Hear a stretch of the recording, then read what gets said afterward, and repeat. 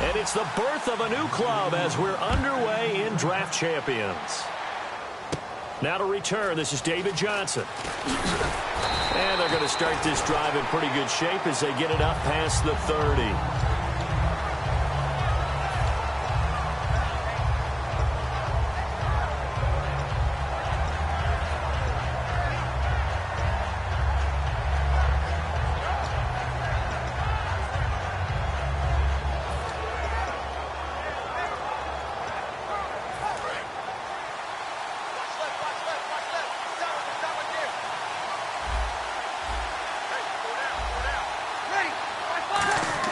They go play action here on first down. Looking for his running back, and he's got it. 16 yards on the game's first play and a quick first down. Brandon, more and more offenses are going to the philosophy of using every inch of the field to try and spread things out. And when you're running back and catch the ball as well, that can only help your offense.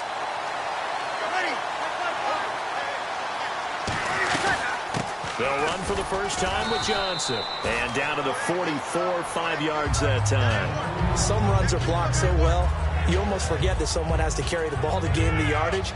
The leverage by the offensive line to create space up front, really well done. Second down following the run.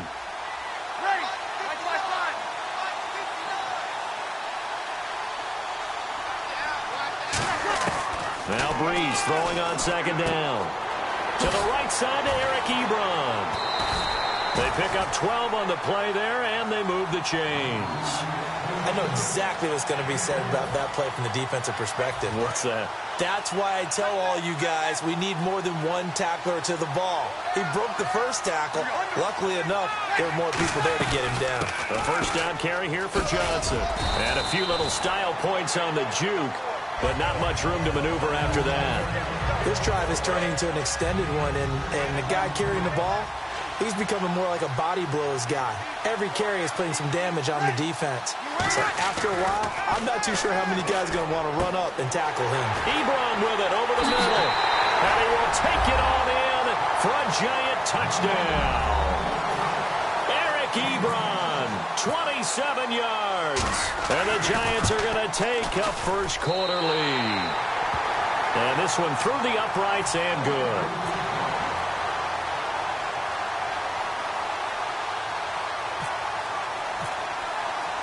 And following the touchdown now, it's Bradley Pinion on to kick this one away. This is fielded a couple yards deep. And he'll bring it a few past the 20 to the 23-yard line.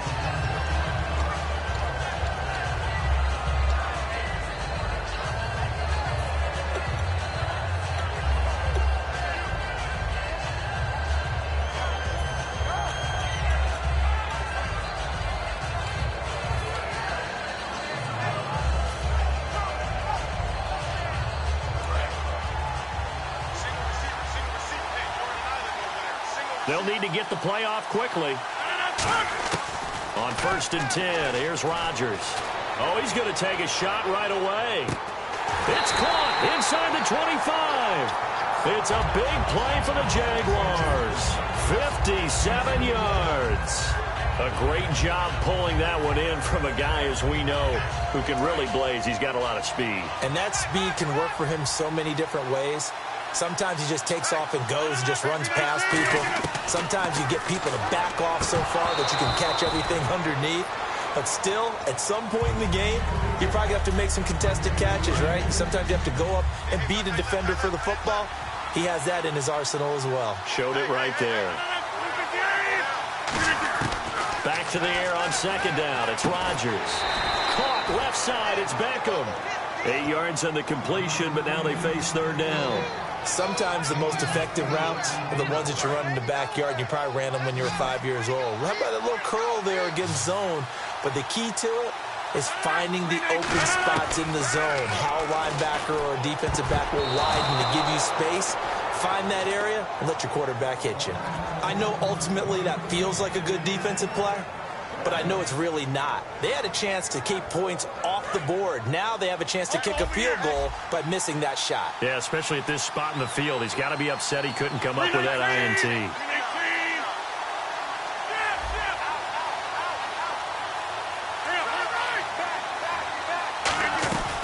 They're going to run. This is Gordon. And he's got the first down as he gets it to the 8. A gain of 4 on the play.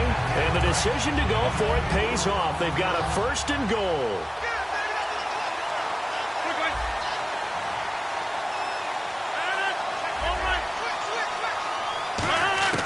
Shotgun now for Rodgers. He rifles one that's intercepted. Pick defenders giving chase, but I don't think they're going to get there. The 30. And he will bring it back. It's a pick-6 and a Giants touchdown. That was an interception, but on the field, the guys who are picking it off, they're not saying that. What word are they using? It's Oski. And that means catch the ball and go the other way. That's your vernacular. I've never heard anybody say Oski. Ask around. They'll tell you. So they throw the pick-6. They'll get another shot at it now as this one's in the air. This will be taken in at the 1. And he'll take this one near the 25, call it the 26-yard line. Out comes the Jacksonville offense as they get set to take over here. And following the pick-6, and they had decent field position in throwing that pick-6. We'll see how they attack this drive. And I think all you say to your guy is, listen, let's just take care of the football a little bit better. Make some better decisions on this drive, and they'll probably help him a little bit with maybe some really high-percentage throws early to let him get settled back in. But they told us they've got confidence. That's not a problem. Yeah, not a problem at all. They just want to make sure they get things settled down a little bit for their offense and give their defense a little bit of a chance to rest. And he's certainly not a guy that drops that football very often. Indeed, because that's a bit of a surprise. I know he's in the middle of some traffic and people, bodies all around him, but he usually has the focus to haul that one in.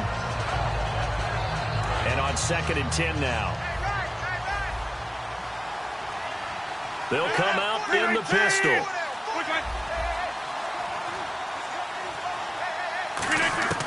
Rodgers again here on 2nd and 10. Deep drop. He's going to loft one. Deep left side here. And it's intercepted. Picked off by Casey Hayward. And they're going to set up shop at the 27-yard line. Now out come the Giants. And they'll just simply be looking to build off the confidence of the last time out where they scored a touchdown. And confidence is powerful, isn't it? When you've scored once, you feel like you can go back out there and get it done again. Doesn't matter what the defense throws at them. They feel like they're in a groove right now, and they want to get out there and show it. Yeah, hoping to stay in that groove here this go-around. And Matthews over the middle with a grab. A good pickup there. 8 yards on the first down completion. When you see zone defense and you know you've got a drag route on as your primary call, you got to be really careful as a passer about how far you let your guy go because he might wander into some tough coverage. Alongside Charles Davis, I'm Brandon Gaudin, and it's the Giants with the football here as we begin quarter number 2. They're looking at a 2nd and short yardage to start things out.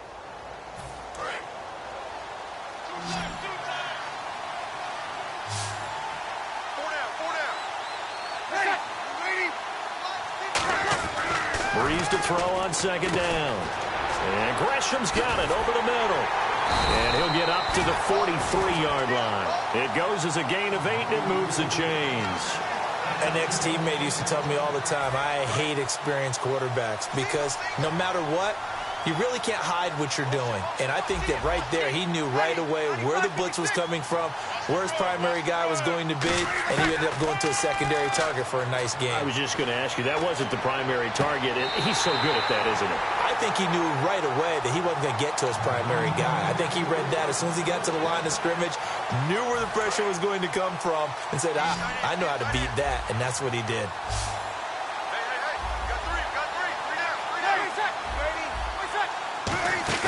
They go play action here on first down.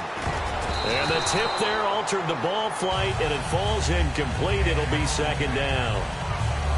Well, we're not playing 3 yards in a cloud of dust football anymore. I got to get why those old school coaches sometimes didn't want to throw the football. Because if it's popped up in the air, it almost turns into slow motion, and both sides trying to get to the football, and you're holding your breath wondering whether it's going to go good or bad for your team. Caught right side, Gresham. 8 yards on the completion, but now they face 3rd down. And when you're playing a quarterback with some experience and some moxie, you enter the danger zone when you decide to blitz him, because if he's able to diagnose as he did on that play, he can hurt you downfield. He reads defenses so well, doesn't he? He really does, and the best part about that play for him I don't think that was his primary target. I don't think so either. I think he had the read, figured out where the blitz was coming from, and went to a secondary target for a really nice game. Call it no gain there, and it leads to a 4th down.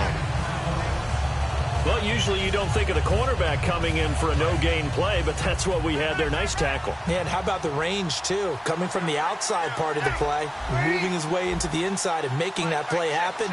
No gain for the offense, big play for the defense. Now Breeze. And it is incomplete. The Giants go on 4th but come up empty. And the Jaguars are going to take possession here on the turnover on downs.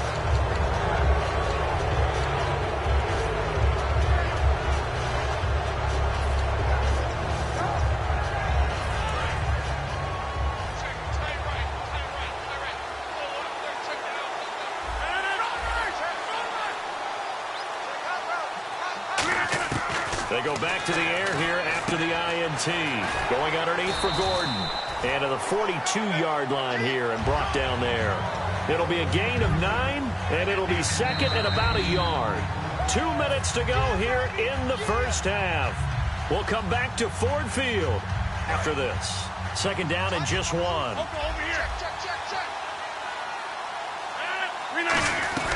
They'll run it now out of the gun. And he'll get up to the 43-yard line. Only a gain of a yard, but that's all they needed, as that's going to move the chains. They're going to hurry back to the line now. Now a play fake here on first down. Caught left side. It's Beckham. And he's brought down. They call it a gain of 19, and it moves the chains. Partner, this is one of the best routes anyone can have in their offensive playbook. Tough to defend because you think it's a go route, and then he breaks it back on the comeback. There's one other thing you need as well. A well-thrown ball. Exactly right. Got a guy who has some precision in throwing the football because of the timing of the route. I like that one, partner. They go back-to-back with excellent gains, and really it shouldn't be a surprise who they were throwing the ball to. He's their best guy. Yeah, we knew that they would get him involved early. They're doubling down on getting him involved early. Don't be surprised they'll come right back to him again. They haven't shown the propensity to be able to stop him. He'll get a nice chunk there on the first down run, and it's second and 4. And that looked like some pretty easy yardage there right up the gut. And he's a guy that has some height to him. So when you don't have to drop a shoulder or create or get through contact or trash, it makes it a lot easier to stay upright, see the field, and make a run as we just saw there. 7 yards on the pickup there, and now they've got it first and goal. Everyone's got to be able to catch the football. Doesn't matter what position you play, but if you're on offense, be aware a ball may come your way. Shotgun now for Rodgers. This is Gordon on the dump off. And he's able to get it down to the 2-yard line. Give him 6 on the play, and that'll bring up a second and goal. Looked like a pretty good, safe play right there. No, he's had trouble with the interceptions in this game there. Hits his guy out in the flat. Yeah, so many times we hear quarterbacks and offensive coordinators talk about in your progressions, you're either throwing the touchdown or you're throwing the check down. But earlier in the game, it was touchdown or interception. Now he got to the check down, a nice safe throw, and a good one. And they just did not get the snap away in time.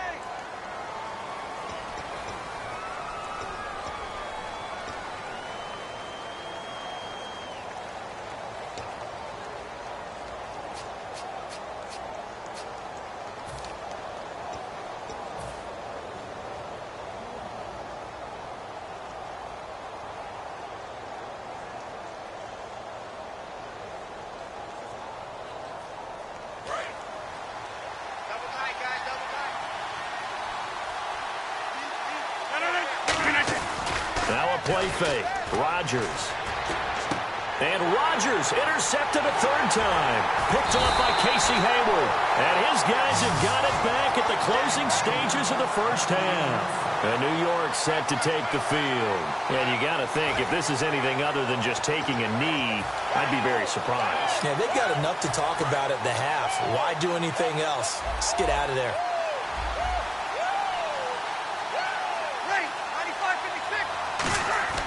The final shot before half for Breeze.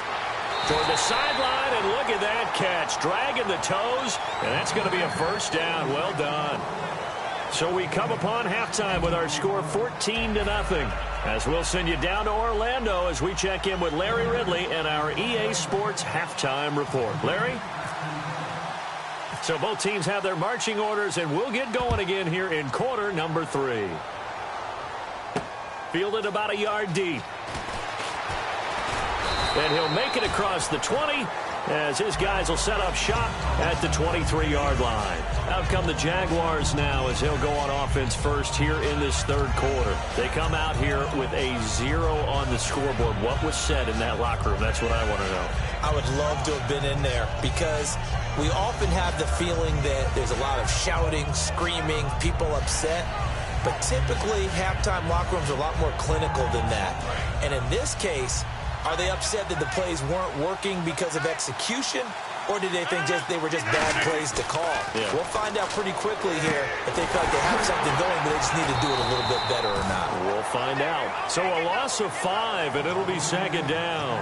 Got to give some credit there defensively. They snuffed out that screen early on first down. Really read it well, didn't they? Because they didn't bring the pressure that they expected. They covered all the passing lanes. So once you see it break down as the passer, I think in this situation, you're either throwing it at the feet of your back to make sure no one picks it off, or you... It got his man complete.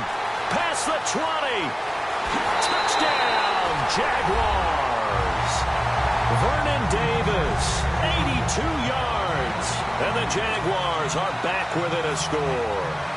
When they drew that up, I don't think they envisioned it ending in a house call, but he got it and took it all the way home. Really impressive run after the catch, wasn't it? That was really special by him.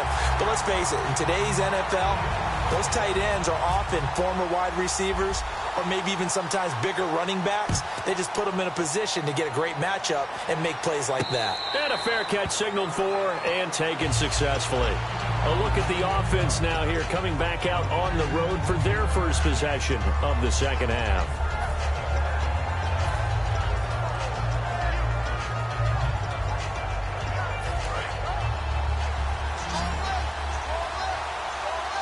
They come up in an empty set. 4 wide receivers, 1 tight end. Breeze now on first down. And right with it here over the middle. 7 yards, the pickup on the pitch and catch. Slant route's effective no matter who's running the route and catching the ball. But when you have a receiver of that stature, you have to be a little bit more precise throwing it. You don't have the same catch radius with the bigger targets.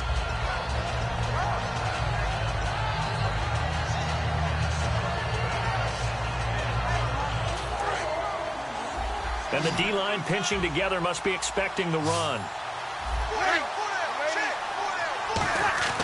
On second down, here's Breeze. And the hit jarred it loose. It's incomplete. We know it's not an easy job to go out and catch passes when people are trying to tackle you and knock the ball away. But the bottom line is, that's a pass he's got to have and a pass he should have caught.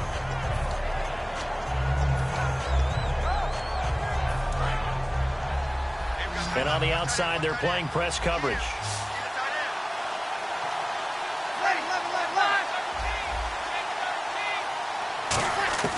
Breeze going to try and throw on third down. Got a man, it's right. Call it a gain of 7, and it gets him a new set of downs. And they're on third and short. They just tried to spread the field. It worked. And I think that the spreading of the field, the extra receivers, has really become the next in the evolutionary chain in the NFL. Go all the way back in that situation, you're handed to the fullback, right? As we evolve, maybe you pitched it to your tailback. Now you spread the field, and you have your choices of where to throw it and complete it for a first down. And when you have a guy in the backfield who can catch the football, you don't just use him strictly for checkdowns or dump-offs. You make him part of the primary passing attack because what you're trying to do is get him into open field and then let him make people miss and advance the football. And no room that time, getting it to about the 46. Just a gain of a yard there, and now it'll be third down. Well, so many times we look at a short run and we praise the offense for trying to set the tempo and establish things, but the defensive guys, hey, they just won the battle there. It wasn't a big run given up. They don't always have to absorb the body blows. Sometimes they dish them out themselves. But he hits his man, Matthews. And he's able to get the first before he's taken down at the 36. I don't care how many times we see it. I still get a kick out of watching quarterbacks and receivers do the pass tree in pregame warm-up. But I always remember that when we go to practices, we see that after practices as well. They really tune it up, don't they? They tune it up. They know why they do it for these situations. First down. And they build that trust, and that's why they're able to find him in this type of a situation. It's a 6-yard gain on the ground, and that'll make it 2nd and 4. And once again, leverage wins. The offensive line, lower than the defensive front. They moved them and found some good space for the guy carrying the ball. Offense walks to the line for play number 7 of the drive. They'll come out in the pistol. On play action, now Breeze. And he almost had it defensively. Could have been a game changer there in this second half. Instead, it's 3rd down.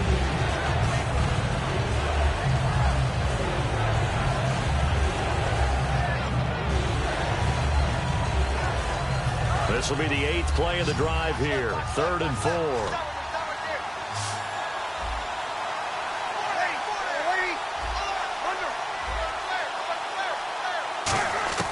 From the gun on 3rd down, Breeze. And this is going to be incomplete.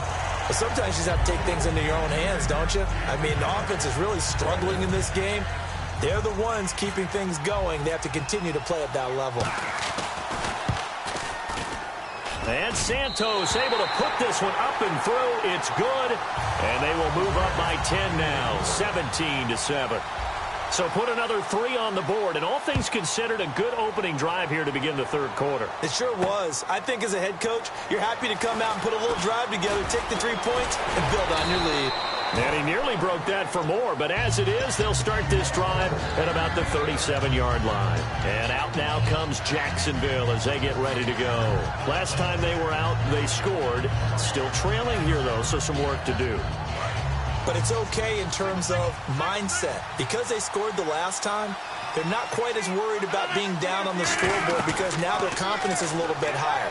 They feel like they've got something going, and they feel like they can attack again and put more points on the board. Are you scoreboard watching if you're the offense, or are you just focused on this drive? We wouldn't be telling the truth if we said that they didn't scoreboard watch. Everyone does it to some extent. But you've got to set it aside right now and just focus on this series. That'll take care of the scoreboard if they punch it into the end zone. Javon Curse there to get him down. And they're going to hurry back to the line now. Now Rodgers. He'll rifle this one deep right side. And his pass is intercepted for the 4th time today. Picked by the Hall of Famer Mel Blount. The Giants offense now, they get ready to head back on the field. And they split the uprights last time for 3. They've got the lead. They're not going to play this conservative. They're not hoping for another field goal. They're hoping for a touchdown. I'm with you on that one. I like where your head is. I like the way you're thinking because you're exactly right. Trying to sit on a lead and play that way, that doesn't work too well for most teams. Run your offense. Run what you do best. Exactly. Put it all the way down and try to increase your lead in a big way. And the best way to do it, touchdowns. Back now at Ford Field. It's the Giants with the football and also the lead as we get set to start quarter number 4.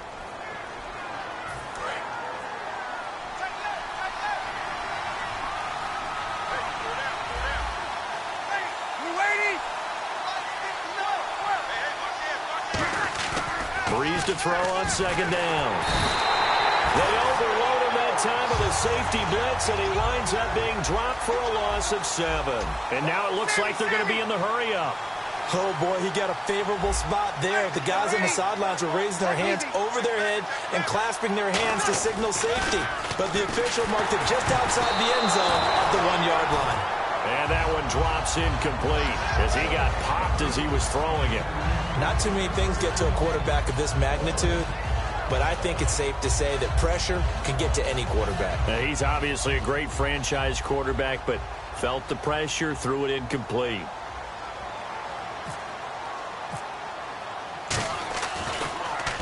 And he's able there, and this is a pretty good kick. Now it's Lockett. That'll be put in the books as a 53-yard punt. And the Jaguars go on offense, 1st down and 10. And out now comes Jacksonville as they get ready to go. And following the interception, just any interception, are you a little bit more cautious when you start that next drive, or no, you just throw that out the window? I think you are. I don't think that there's any way you can run back out there and go, totally didn't affect me. Let's just go ahead and be loose with the football again. You're going to take care of it, but you have to be careful about being too cautious because now you can't run any offense at all. Still want to attack. We'll see how they attack him here. He was looking for Odell Beckham that time, and now it's second down. On every offensive coordinator, every play caller sheet, they have about 5 or 6 plays per game that they call shot plays or big plays, and you don't get many opportunities to dial them up, and they just did, and they drop it with a great chance to make a big play. That's going to hurt. Now it's Rodgers. Now he's going to throw it deep to the other side of the field. That's caught inside the 20. A big third down play there for the Jags. 42 yards. And at this stage, down in the second half, looks like they just wanted to find a way to get it in the hands of their playmaker, and they did. I think you're exactly right. I don't think the coordinator's looking at his play sheet and trying to figure out which play will work well. He's trying to figure out how to get the ball to the playmaker that you just described. Looking down at that sheet, you find people plays, not necessarily X's and O's, and that's exactly what they did there. They'll say no gain on the play, and it'll be second and goal. And the offense moving quickly to the line. And as a defensive end, getting off the ball quickly, swarming to the football, making a tackle, that's what we saw right there. Yeah, and that's what their job is. And really, a lot of the time, they have to throttle back a little bit in the run game because you know those defensive ends, they're like in a sprinter stance. They're just headed straight for the quarterback. That was good recognition on that play to hold them to no gain. They got to have 6 here. It's third and goal. They come out with 1 back and 3 tight ends. No gain on the play, and what to do now on 4th and goal. No gain? Quarterback sneak? No gain? I'm supposed to get... And they'll take this into the end zone. Touchdown, Jacksonville. Aaron Rodgers, his second touchdown of the afternoon. And the Jaguars have cut it back within a score.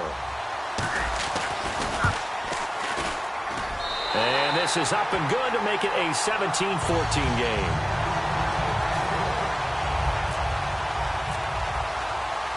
Set now to kick this one away, and off it goes. And no return on this one as the fair catch is signaled for and taken. Here's the Giant offense now making their way back out onto the field. And on the last go-around, they really couldn't get anything going. They had to punt from deep inside their own territory, which means you're going to lose the field position battle as a general rule. What they're looking for now is a little more consistency, move the ball at least a few times on offense, get a couple of first downs, and hopefully flip the field. Yeah, just something to build off of. That's what they're looking for here.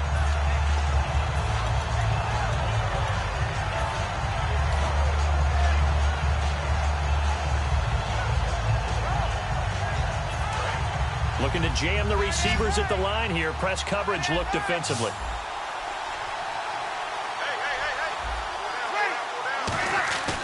Breeze is looking to throw.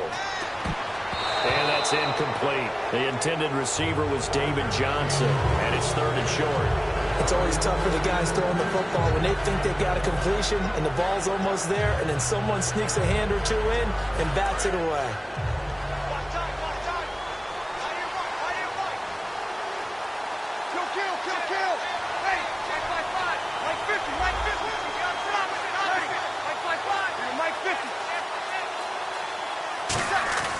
Now Breeze.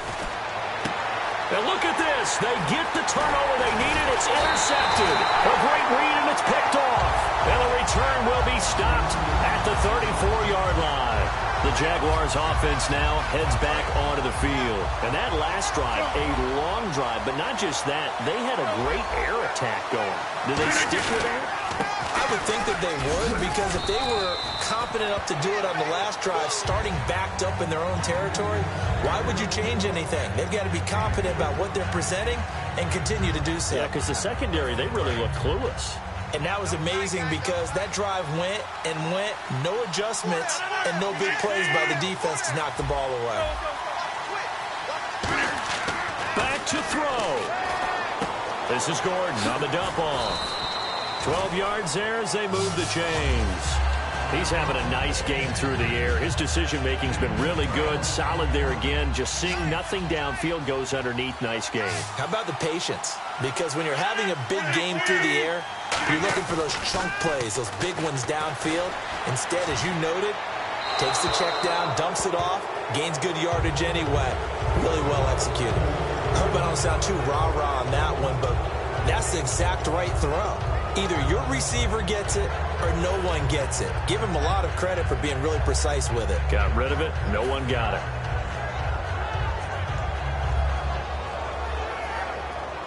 So the incomplete pass brings up second down.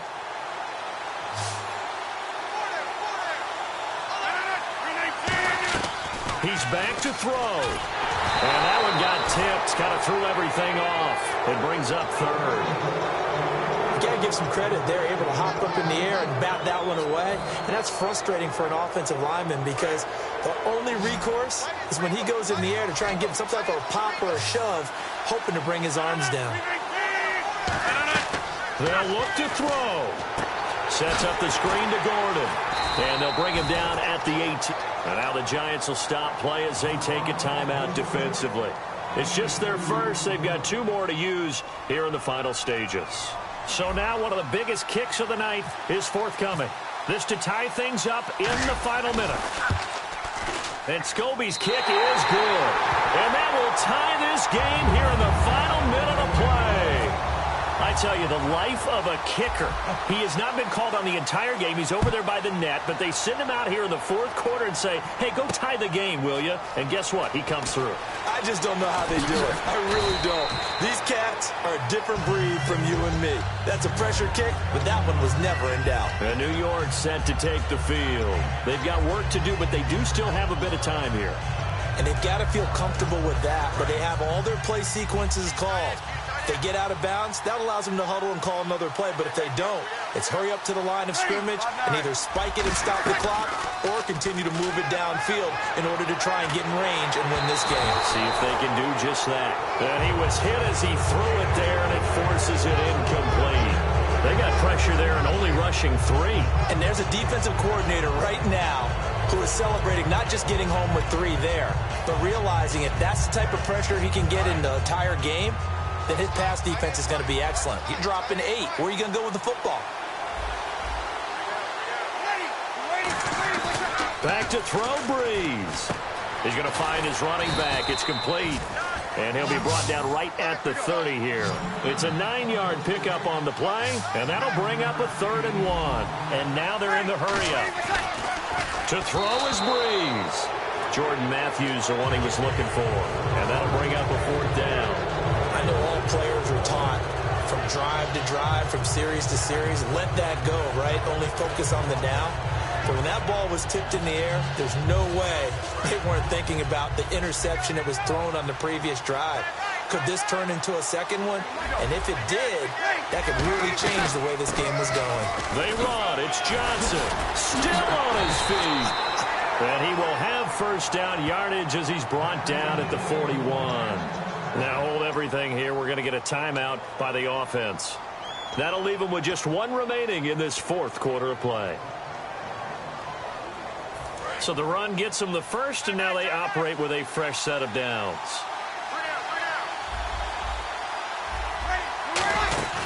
Breeze to throw. And Matthews over the middle with a grab. Now whistles come in. We're going to get a timeout here by the offense. That'll be their 3rd and final stoppage here as we step aside.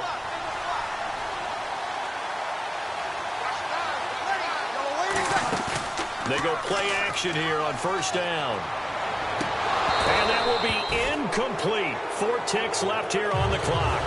Timing's crucial in any route thrown, but when you throw an out, so many things are going through the mind of the receiver.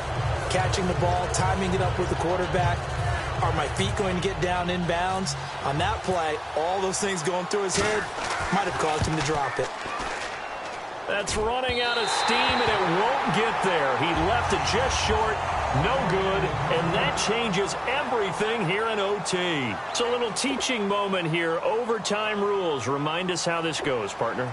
Okay, so in the past, we had sudden death. First team to score wins, but no longer.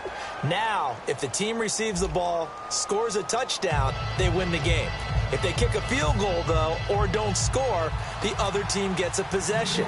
And after both teams get a possession, then we're into sudden death. First team to score wins the game. This is fielded a couple yards deep.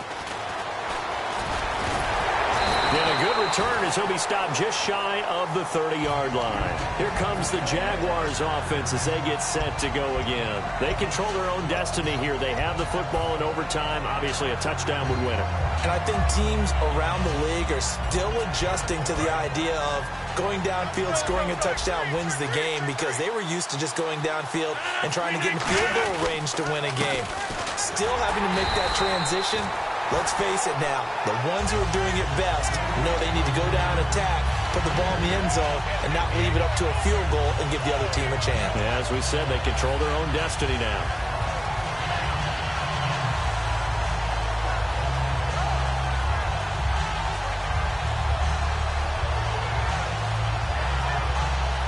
So the offense looking at a 2nd and 8. One man in the backfield is Gordon.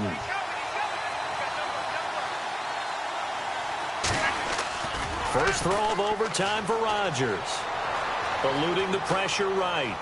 Room here to run. And brought down, but not before reaching the 45-yard line. A good gain of 14 there, and it moves the chains.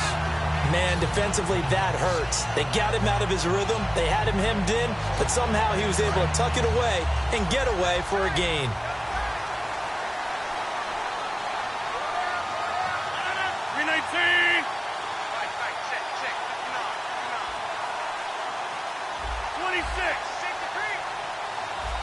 Shift together here from the D-line.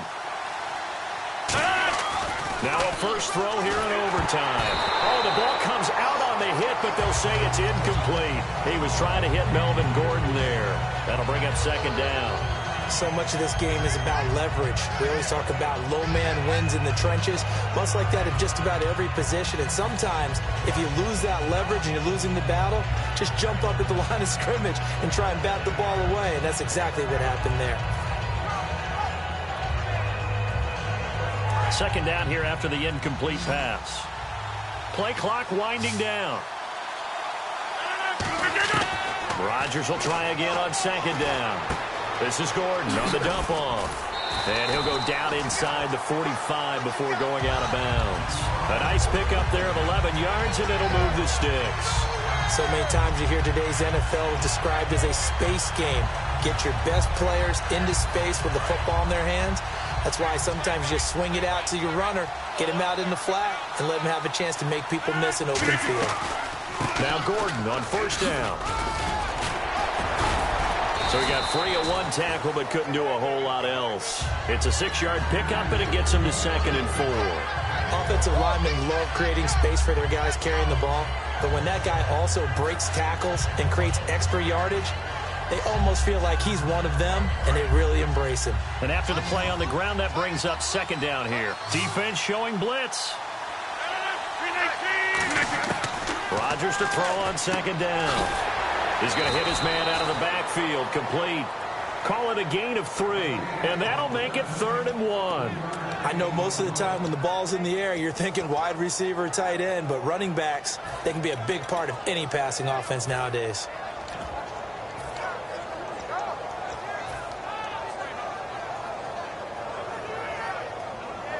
Now 3rd down, less than a yard.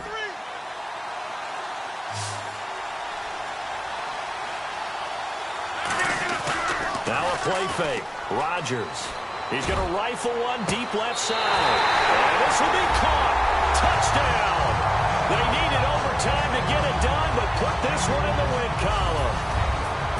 So the game-winning touchdown came through the air in overtime. 4 quarters wasn't enough. We were treated to a really good one, weren't we, partner? That we were, and I just love being able to be witness to a game like this all the way through. Who's going to win it? Oh, what? We're getting overtime? Great for us. A lot of tension on the field. Very tough.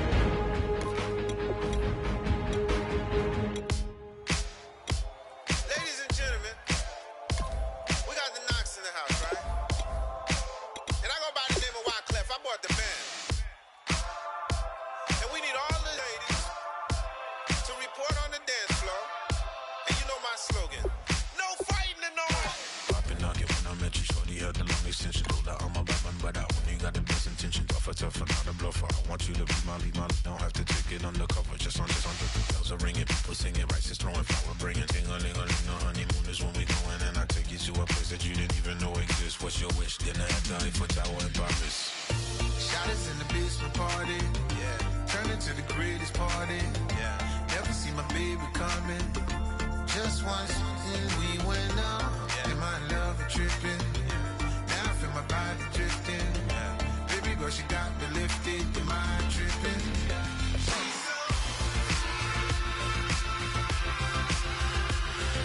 Excuse her while she kisses the sky. Excuse her while she kisses the sky.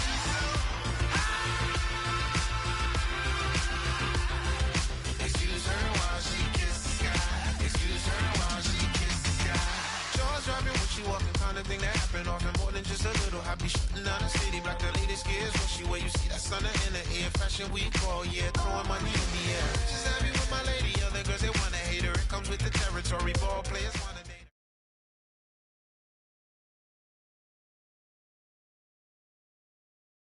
her. All right. It is indeed time for a draft champions matchup and what is set to be a great draft champions matchup. In the booth, I'm Brandon Gaudin with Charles Davis, and these guys should have a huge impact on the outcome of this game. They're ready to roll. We're ready to roll. Let's roll. Two teams here amped and ready for football, and off we go in week 2 of draft champions. This is fielded a couple yards deep. And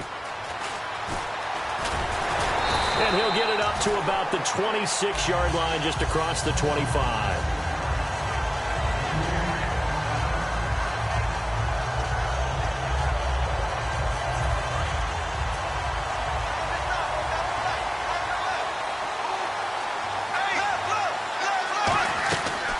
They'll run it now. This is Charkandrick West. And able to stay on his feet past the 30 to about the 33-yard line. First play of the drive, let's give credit all around. Excellent blocking, but the guy carrying the ball, he was the finisher. A really nice run.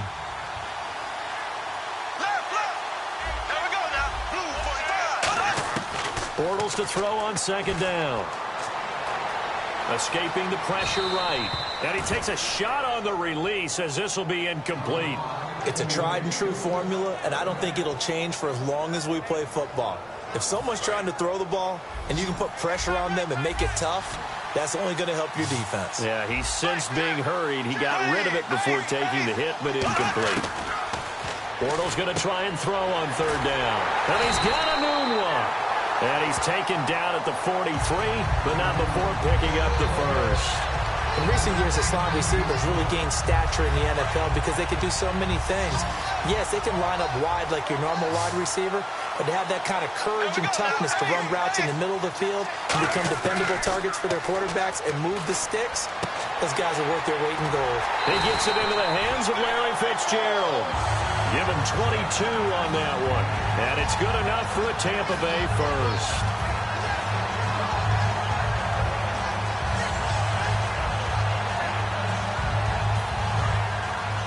Looks like the defense in press coverage here.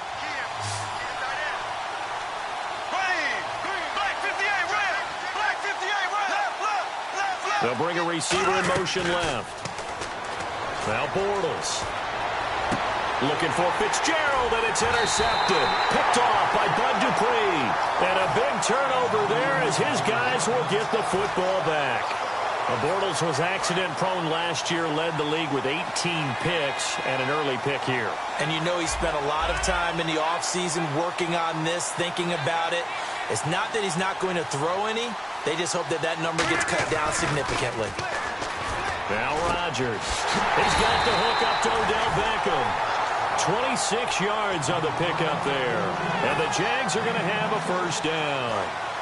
Possible run anticipation here as the D-line sandwiches together. Rodgers now on first down. He's got time. He's going to go for a big play downfield. And this is caught. And he takes it in. Touchdown, Jacksonville. Their big-bodied receiver, 59 yards. And the Jags have taken the early lead. Here's the Jaguar kick team now as they run up and send this one away. Fielded about a yard deep. And Tampa Bay trots out there now. Looked like they had something going last drive. Then the interception happened. Will they recover? The memory they need to keep with them is that they did have something going. They were moving the ball on offense, had a nice sequence going. Don't worry about the other part. You can't get that back. Let's go back to what you were doing well before. I thought you were going to say they need to have no memory, but remember the good part, forget the bad. I like that even better. They go back to the air here after the INT. Caught on the left side, Fitzgerald. And the play goes for 19 yards, gives him a new set of downs. Offense comes to the line now, 1st and 10.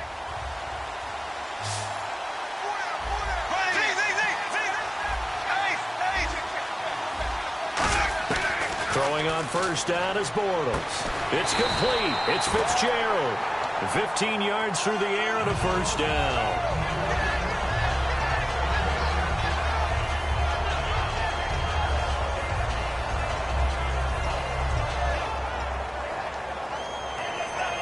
So here we go, 1st and 10 now. And on the outside, they're playing press coverage.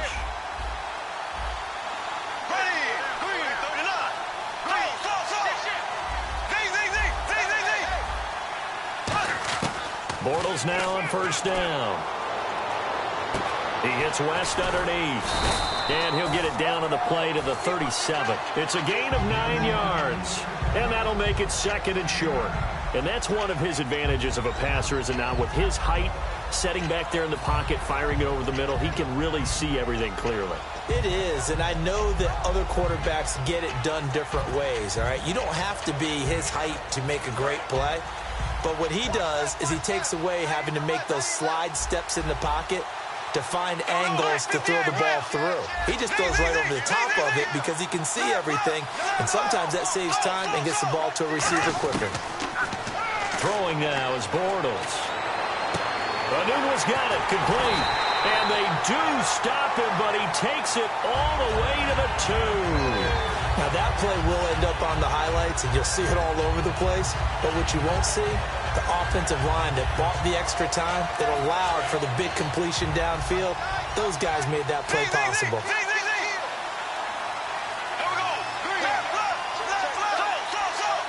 1st and goal here from the 2. They'll try to pound it in with West. And he'll take it into the end zone. Touchdown, Tampa Bay. Charkandrick West taking it in from 2 yards out. And the Buccaneers are an extra point away from tying up this football game. So a tie ball game here as the kick's away. This fielded a few yards into the end zone. And he'll get across the 20 before he's brought down at about the 23-yard line. Here comes the Jaguars offense as they get set here. And they will simply, Charles, be looking to duplicate what they did last drive when they were able to push it in for 6. And they hope it'll be that easy, right? To be able to take exactly what happened before, replicate it. They'd like to make a few additional changes along the way because I'm sure the defense will make some adjustments, but they've got to have great confidence having scored the last time out. Tackle made by Demarius Randall.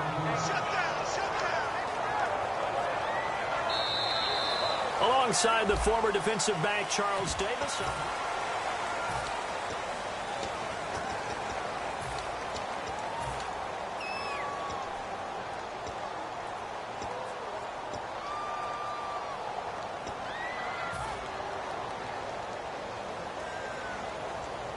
See if they stay on the ground for 2nd down.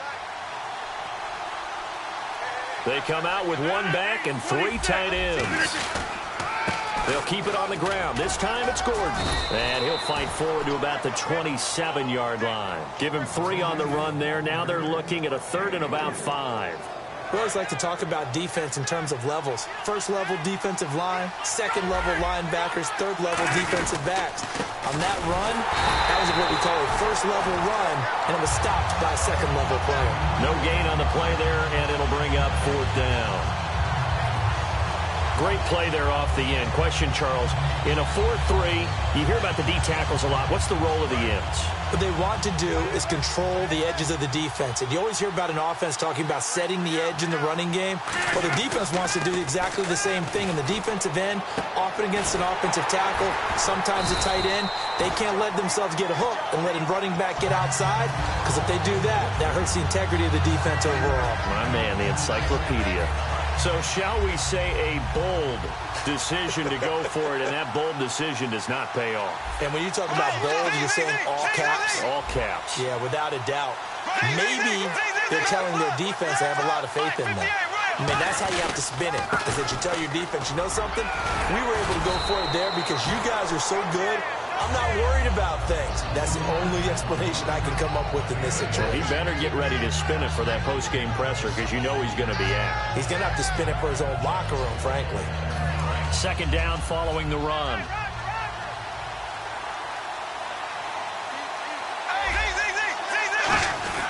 They'll run again here with West. And he's able to get it to the edge of the red zone at the 20-yard line. 3 yards there, good enough to keep the drive moving. Not too many more ideal situations in 2nd and 2 in order to try and pick up a first down. They ran it and picked it up. In motion, Anunwa. On 1st and 10, here's Bortles. And it pops free. The collision there jarring the ball loose and brings up 2nd down. Just looking at it from a defensive perspective, when you break the huddle in the red zone, tight end is one of the guys you've got to key on, because quarterbacks want the ball in their hands fast in this position, and they want to get it to someone. And in this case, he had the play. They just didn't complete it. Now the backup, Darren McFadden. And he takes it down to the 10-yard line. It's a good gain of 11, sets him up 1st and goal. And time for us to take a break here in the booth. We're back to Houston after this timeout.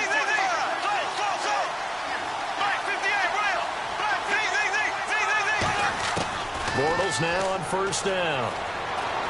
Flush to his right, and he can't get rid of it. He's taken down.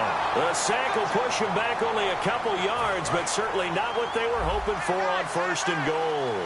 On any 1st and goal, the real estate to work with for the offense is really cut down, and the defense knows it.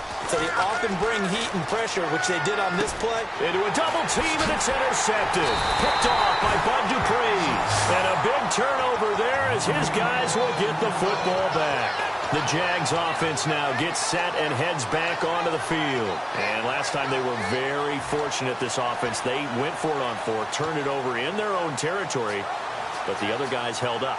They didn't give up any points. So how about the guy with the #1 headset on the sidelines, the head coach?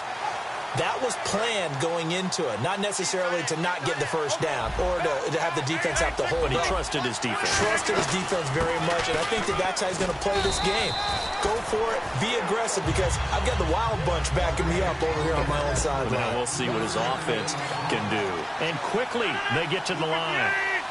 They'll bring a receiver in motion right. On play action, it's Rodgers. Surveying the field. He's going to fire one deep, and that's caught inside the 30. It's a big play for the Jaguars. 56 yards. Now the offense lining up 1st and 10.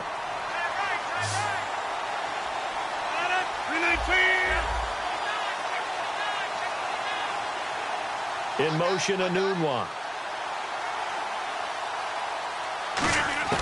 On 1st and 10, here's Rodgers. It's caught, Lockett. And they'll be in.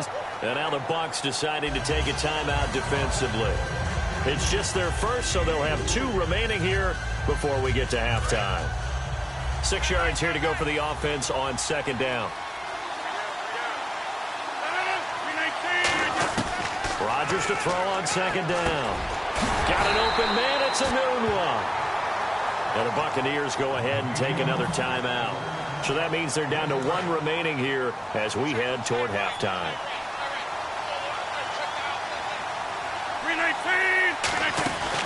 They'll run it now out of the gun.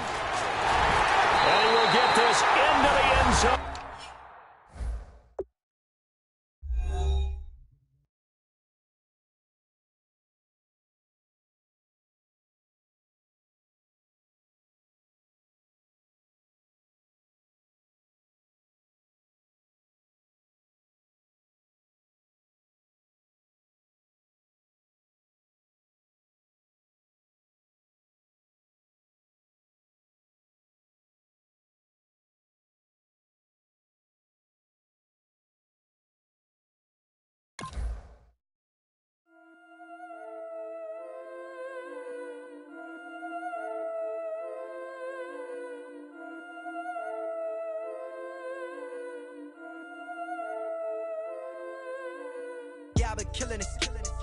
in the paint, not a single assist. Yeah, I've been flicking that wrist. Yeah, I've been now they with this. Yeah, I've been killing it.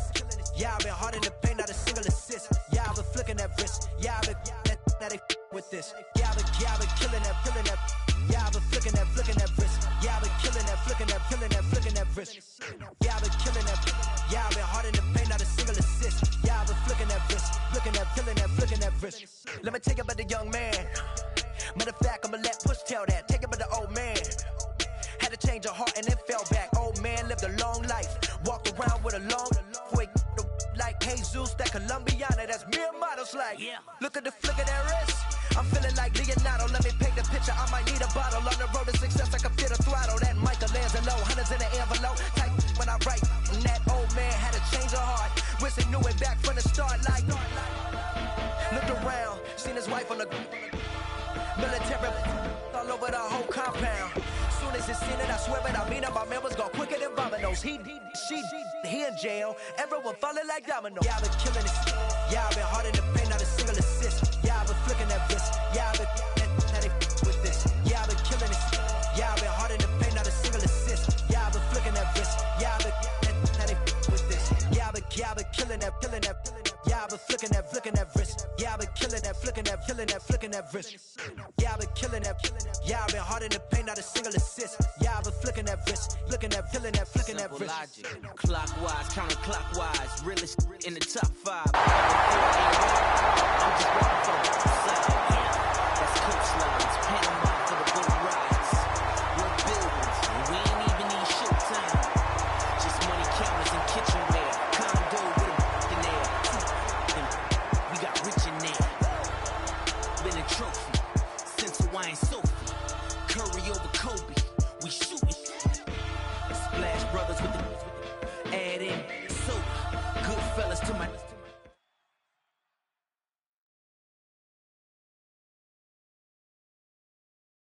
All right, Larry is settled in for a great draft champions contest. Here, lucky to witness it. I'm Brandon Gaudin with Charles Davis. These guys that you see on your screen, they won't be witnessing. They will be participating in what should be an excellent game. Let's get down to the field. It's time for kick.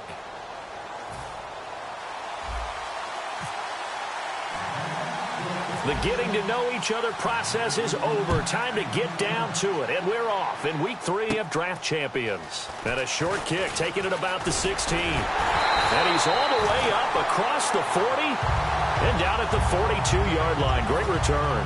Well, as they say, if you drew it up, you couldn't have drawn it a whole lot better. That's exactly how you want to start the game. Excellent momentum off the opening kickoff.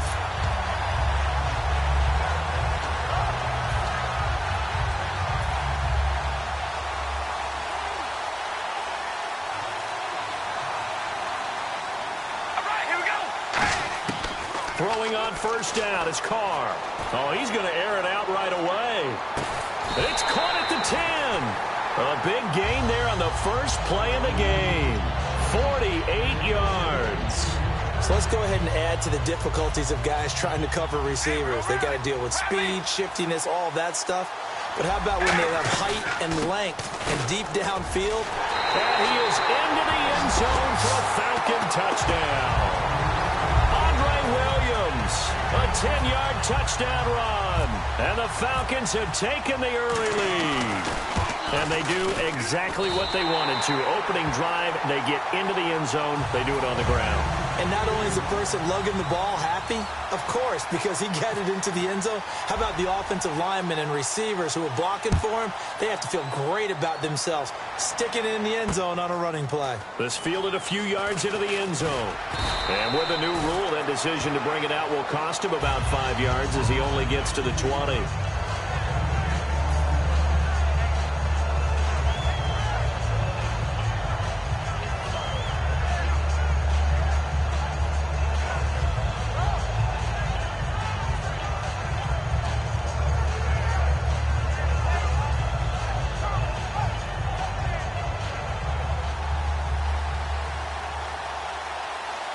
Looking to jam the receivers at the line here. Press coverage look defensively. On first down, Rodgers. Caught right side, Davis. A good pickup there. 8 yards on the first down completion. Seeing that play and understanding just how tough it is to cover tight ends, especially the ones running around the NFL nowadays, makes me glad I didn't make it in that league. I would have had a really difficult time. But now you get to sit up here with me. Yeah, and that's fun, isn't it? And what a really nice game right there on first down for them. Brings up a nice second down for them. The play clock's running down. On second down, here's Rodgers. Quick hitter here, it's complete. 8 yards on the pickup there, and it moves the sticks. He decided to run a hitch route. It really helps to have a guy who can turn it loose. And, boy, he rifled one in there on that one. Not much run after catch, but it worked really well. Rodgers now on first down. Finding time. And no escaping this time as he'll go down. They got him for a sack. And we say it all the time, have to be able to get rid of the ball sooner than that. You have to help your offensive line out. They're going to protect you as best they can. And if you're getting 3 to 5 seconds to throw the ball, they're doing a really nice job. But when you hold it and give up a sack, you're really almost discrediting their work. Oh, a ball batted in the air, and now it's intercepted. Ricardo Allen with a pick. And his guys are going to take over at the 39-yard line. Now the Falcons offense, they get ready to head back out here. And that recipe on their last drive that resulted in a touchdown looked pretty good, so they'll be hoping to do that once more. It takes me back to when we sat with the offensive coordinator and the head coach. They felt pretty good about their game plan and thought there were some holes in the defense, and they exploited them the last time out. Let's see if they can come back and put together a similar drive. And we'll see if they can do just that.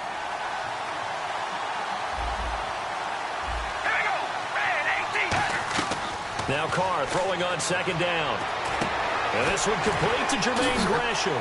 And able to break one tackle, but then quickly brought down. But a nice little gain. Give him 8 on the play, and that's going to lead to a third down. And there's a completion to the tight end. And look at the size of these players nowadays. At that spot, 6'4", 6'5", and up. A lot of guys used to be basketball players, somehow came back to football. And that's really good for the game of football. You get better athleticism, great hand-eye coordination, guys who know how to control their bodies when they run their routes. He was trying to get it to his big running back, Andre Williams. And it's now 4th and 3. Everything about that play tells you about today's NFL offenses and what they're asking out of running backs. You can't just be a guy who can run the football. You have to be able to catch it as well, and he didn't get that done on that play.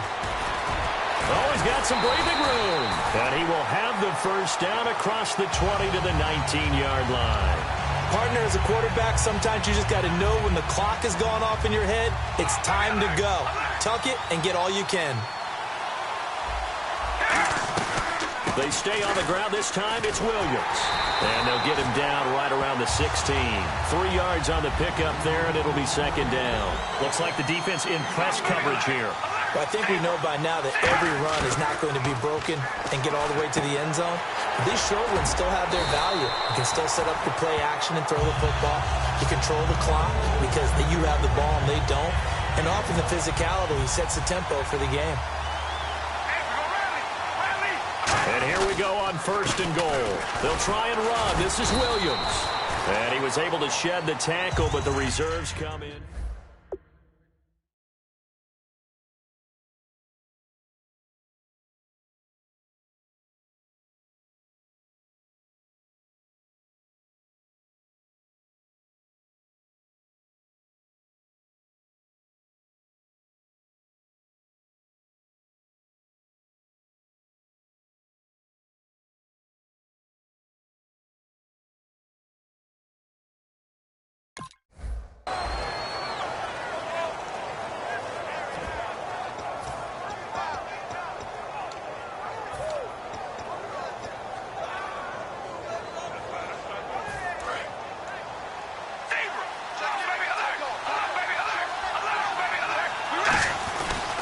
They'll run for it with Anderson.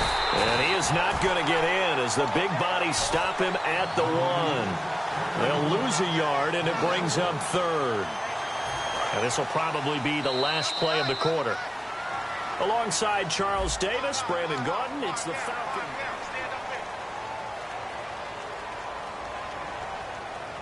So they held him out on second down, and now here's 3rd and goal. They'll run it with Williams. And this one will wind up with him losing yardage back to the 4-yard line. It's a loss of a full 3 yards, and it brings up 4th down.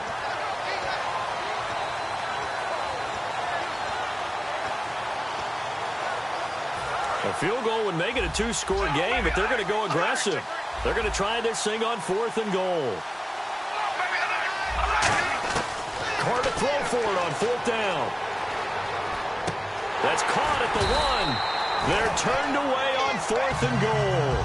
And the Jaguars are able to come up with a goal line stand. And out now comes Jacksonville as they get ready to go. And following the interception, we'll see what they can put together on this drive. I can hear my old college coach right now. He always used to tell us before every game, the team making the fewest mistakes will win.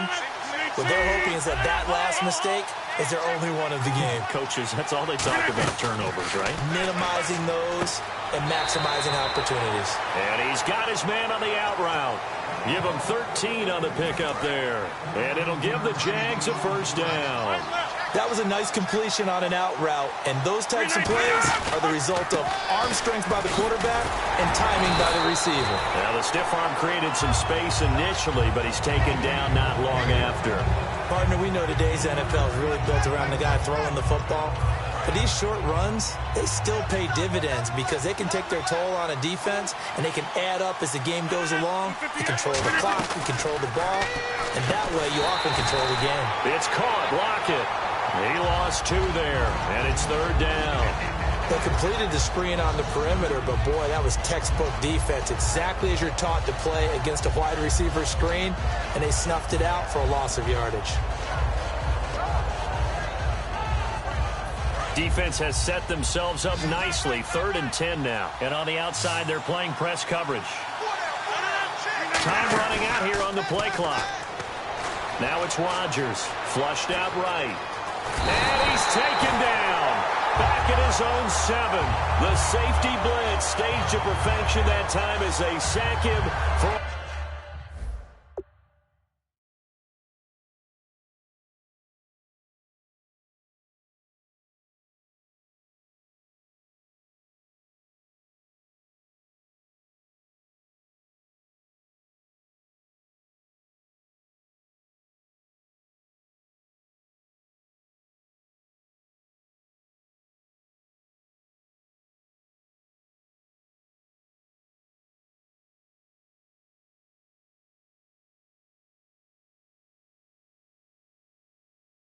A loss of 6.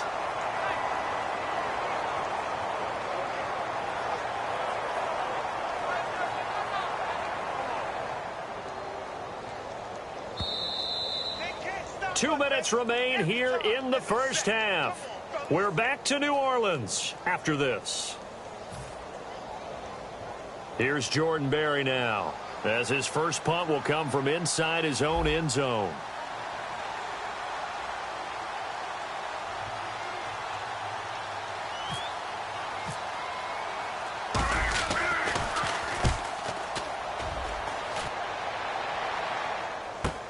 That's taken at around the 40. Good blocking there, and nearly sprung him. As it is, it'll go as a 19-yard return. And the Falcons are set up well to begin their drive, as it'll begin in enemy territory already.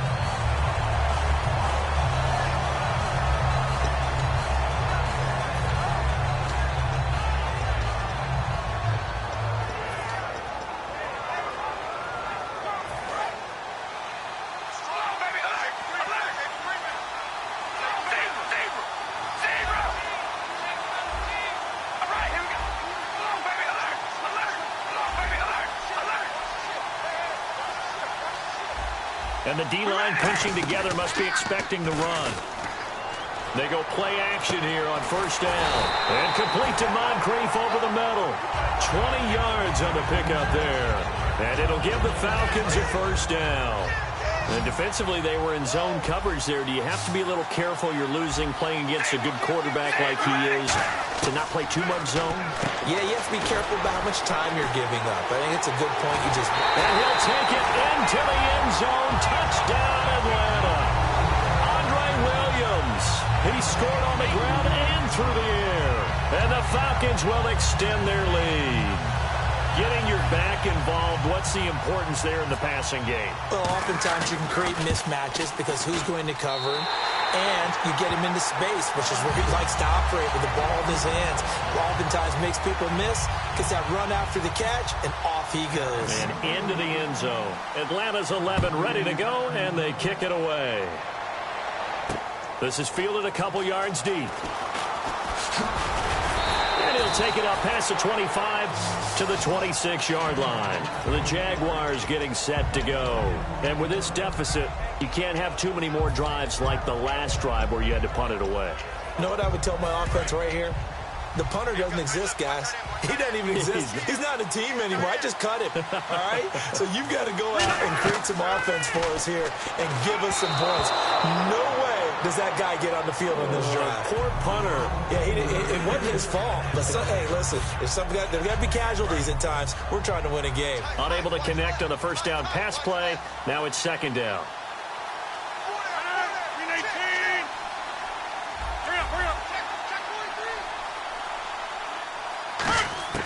Back to the air on second down. It's right. And Rodgers is going to go down. He's sacked.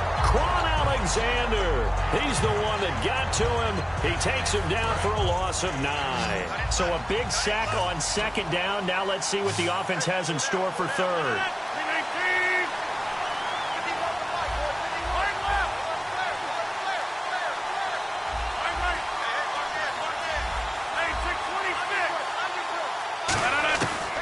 Third and long, it's Rodgers.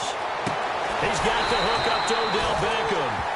It'll be a pickup of 16, but they'll remain short of the marker, and it's fourth down. And another thing that makes the comeback route really effective is that oftentimes after you've made the initial move, receivers breaking away from the defensive back, and that makes it a really tough play to defend. A nice chunk of yardage picked up there. And they're going to speed things up here. So disappointing there for a defensive unit. You hold them to a fourth down in their own territory, you figure you've gotten your... Well, this is taken in. It's complete. Now hold everything here. We're going to get a timeout by the offense.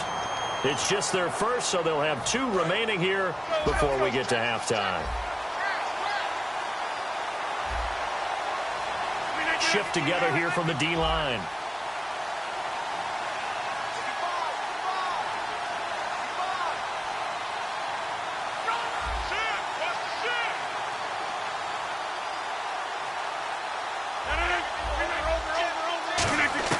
Rodgers now on first down. He's going to let it go again. And this is caught inside the 5. And he will get this into the end zone for a Jaguar touchdown. Vernon Davis in the final seconds of the first half. And the Jaguars are back within a score. And oh my goodness, this is nowhere close. Well to the right and no good. The kickoff unit is out on the field, and they will send this one away. Fielded about a yard deep. And a nice return sets him up pretty good here at the 30-yard line. Atlanta now coming out on the field. And from this spot in the field with the clock where it's at, you think we're just going to see a knee and that's it? And I think in this situation, that's the proper play. But we do know there's some risk takers out there that may want to take one more shot before the clock runs out. He's got time in the pocket. Rolling to his right. Into double coverage, and it's intercepted. Picked off by Jason McCourty. And he will be brought down as time has now run out on this first half of action.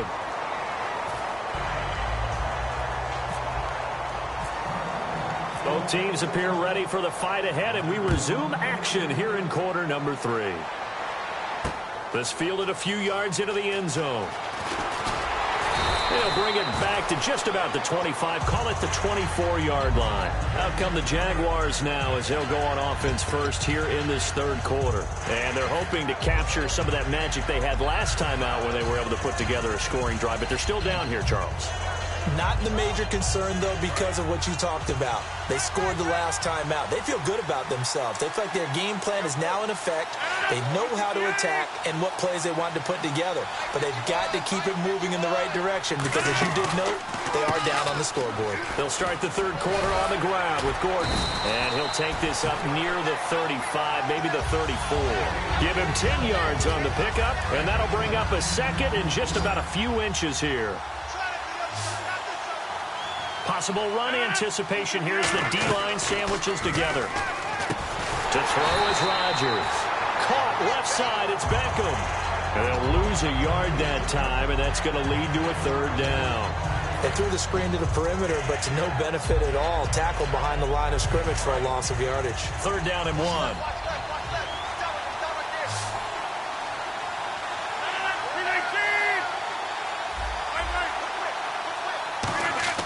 Rodgers to throw on 3rd and 1. And he can't come up with a pick. Nearly his second of the game. Instead, 4th down. Oh, man, that was close. The opportunity to change momentum, big play, right in his hands, unable to come down with it. A sigh of relief, no doubt, on offense that fell harmlessly to the ground. They do go for it. It's Rodgers. He's going to loft one deep left side here. That's caught inside the 20. A big play there on 4th and 1. 54 yards. And they pick up the first down on a 4th down play. I don't know if the defense relaxed because they thought maybe they'd stopped them on 3rd down, or if they just didn't protect the sticks very well. But, boy, that's a big-time pickup right there. And after the play on the ground, that brings up 2nd down here.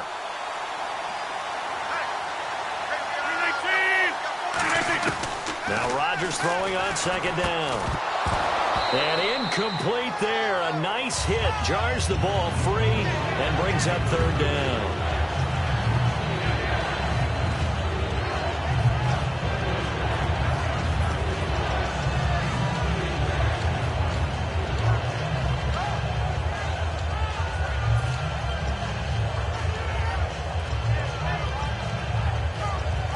And the offense looks to pick up the first here on 3rd after that incompletion.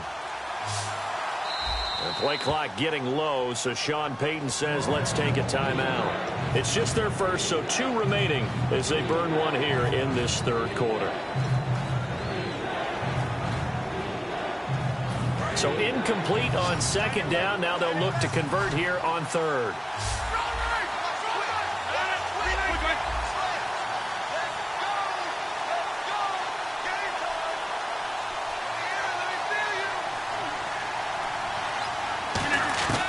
Throwing is Rodgers on 3rd down. Oh, it's a touchdown if he holds on. Instead, it's 4th down. After all the preparation, all the practice, a play like that will absolutely break your heart. They had everything they wanted, just unable to complete it. In the end zone, a big-time drop.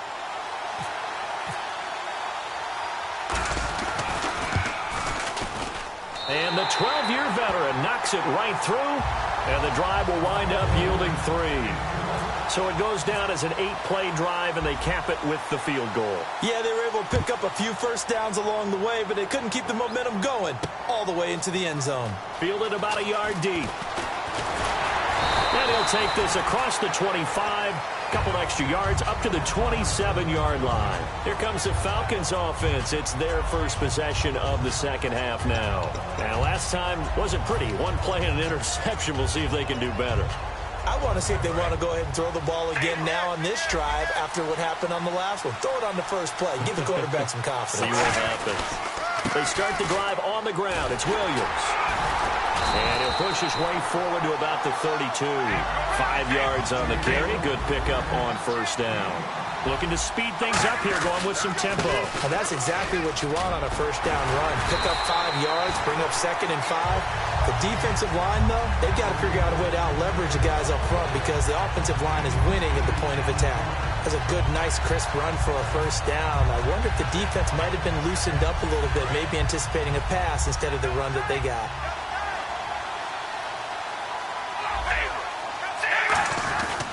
Now a first down carry. It's Williams. And an alley to run. And he'll cut it to the right sideline. It's a big play there for Atlanta. 48 yards on the ground. He had been held in check. Now he breaks that big run. Shows the explosiveness we all knew was there. All right, tell the truth now. You knew it was just a matter of time, didn't you? We've seen this so many times from him. Hold him down, and then breaks out. First down. Here's the run with Anderson. And eventually stopped just shy of the goal line right around the 2.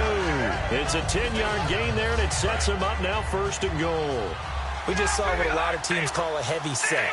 3 tight ends in the game. That signifies they want to run the football. Yeah, occasionally they'll play action and throw it, but most of the time, those guys on the field means strength, power, run the ball behind them.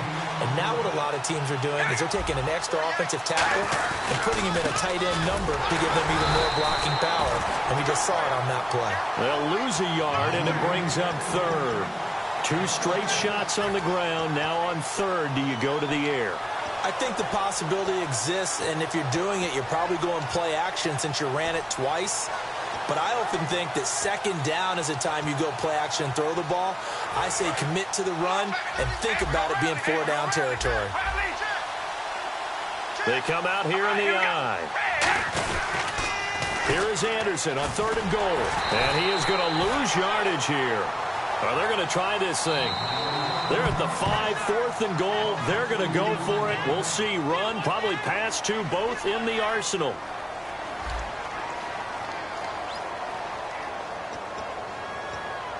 So on 4th down, out trots the kicker in a big spot here. From the left hash, should be a fairly easy one here. And Scobie's kick is good. And that'll push the lead up to 8. So, Charles, I think from a defensive perspective, you have to look at that field goal there and consider it a win. You were able to keep them within a touchdown, so no question about it. That was the kind of stand that keeps you in ball games. This is fielded at the goal line. And he's up past the 20 to the 22-yard line. And now out come the Jags. And last time they got 3 points, but it was a chip shot field goal. And when you go to the sideline after a chip shot field goal, maybe the offense not too happy. It's a balancing act, isn't it? Because you're exactly right. They're none too pleased that they didn't punch it in for 6 points. But also have to remember, they did put points on the board. 3 points is 3 points. And in this league, you take points when you can get them. Not easily done. And it drops down incomplete. Thought he might have had it. Instead, second down. And when all else fails as a defender, when you're not there in the coverage, your best friend is exactly what we saw there. A big play shot taken by the offense. Unfortunately, it ended in a big drop. He's going to take another shot here. And that's caught inside the 35. Touchdown, Jaguars. A big play there. 78 yards. And the Jaguars move back within a couple of the lead. Well, you know he can be explosive, and he's ultra-explosive there on the fly route. And you know how many times we've talked to coaches and we've had quoted back to us, well, you know something? When you execute really well, it doesn't matter if they know it's coming or not. Well, sometimes athleticism beats you as well. He just took off and went. That's almost like one of your Turkey Bowl games, isn't it? Just go long, Backyard. man. I'll hit you. And it worked really well for them. They'll need to get the play off quickly. Rodgers will throw for it. And he's got it. The conversion good, and we are tied in the 4th. Still time to work with on the clock, but they wanted the tie now, and they got it. And I love their aggressiveness. Go ahead and get it done. Get the game tied. Now your team has the momentum, and you're staring across the field saying, let's see if you can match us. And it's a pretty good return here as he'll get it up to the 29-yard line. Atlanta now coming out on the field. And they had 3 points last time, but they didn't want 3 points because they were well within range of scoring a touchdown. We'll see if they can do better now. I'm with you on that one. Let's just go ahead and be frank about the whole thing. The only one happy about the 3-point kicker. Exactly. He put it through the post. That's going to help him in contract time. But that offense, they're thinking, let's get in the end zone this time. I don't know if that helped him in contract time. You could have kicked that one through. I don't know about that. Toe bash. I don't know about that. Super toe. Now that's the way you want to start a drive. Talk about a tone setter as well as a playbook opener. Now if you want to take a big shot over the top, you're all positioned to do so. On second down, Williams. And he'll get it out near the 40 to the 39. It's a gain of 4 there, and it gives him a new set of downs. So many teams want to throw the ball in this situation nowadays, but I love watching a team that has enough confidence to go ahead and run the football. In that situation, that's almost a tendency breaker. On the ground, this is Williams. And that play went nowhere. Losing yardage, it'll be back at the 36. A loss of a full 3 yards, and now it's second down. They're going to hurry back to the line now. Carr going to throw. And that one got tipped, kind of threw everything off. It brings up third. I wouldn't be shocked at all right now if there's a look of surprise on the big fella's face because he had the route that he wanted, running the corner, and usually he's able to use his body and catch the football, but a really nice play by the defenders, able to knock it away. Even score late in the fourth. Let's see if the defense can play within themselves, not give up the big play and contain, and keep this knotted up.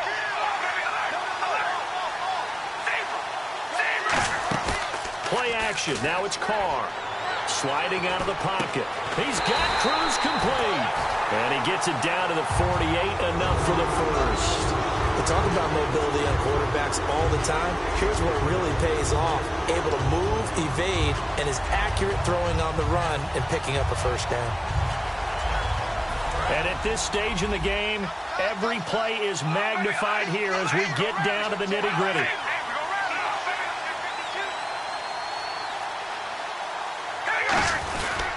They go back to the ground with Williams.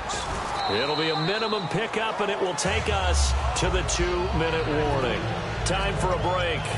We'll come back and see how it all shakes out after this.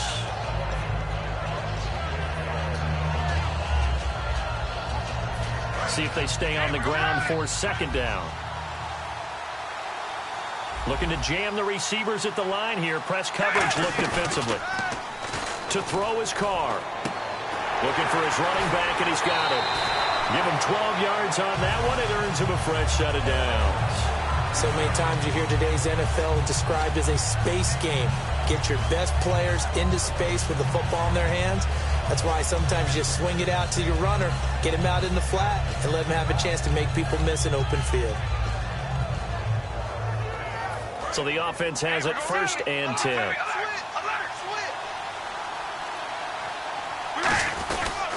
Now Williams. And some room to maneuver. And the cutback to the sideline. A really good pickup of 28 yards.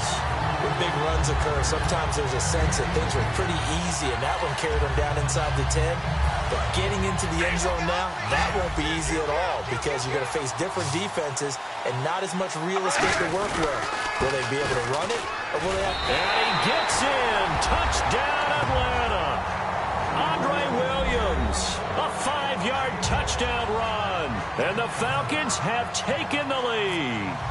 And there's the go-ahead touchdown, and so likely will kick an extra point. But to me, I'm looking forward. Special teams now with your kickoff, and then your defense, that's where the pressure shifts. Yeah, because there's plenty of time left on that clock. Anytime you're over a minute in the NFL, there's a chance. Out is the kickoff unit as they run up and send this one away. This fielded a few yards into the end zone.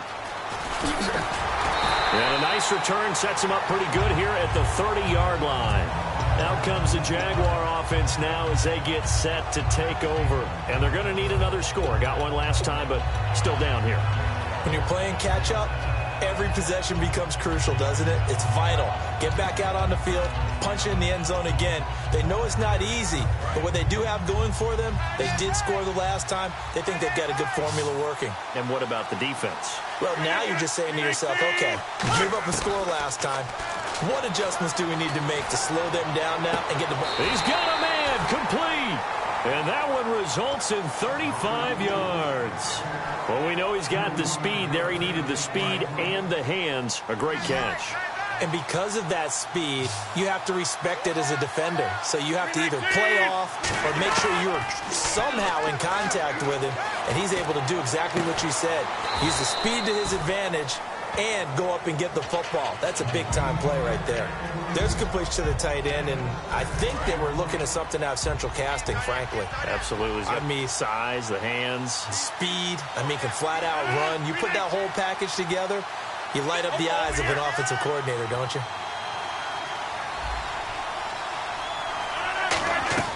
He'll look to throw. This complete to Lockett. And he will lose yardage here to the 31-yard line. It's a loss of 2, now 3rd down. And they're going to hurry back to the line now. And for the Falcons, 5 men in the secondary, now on 3rd.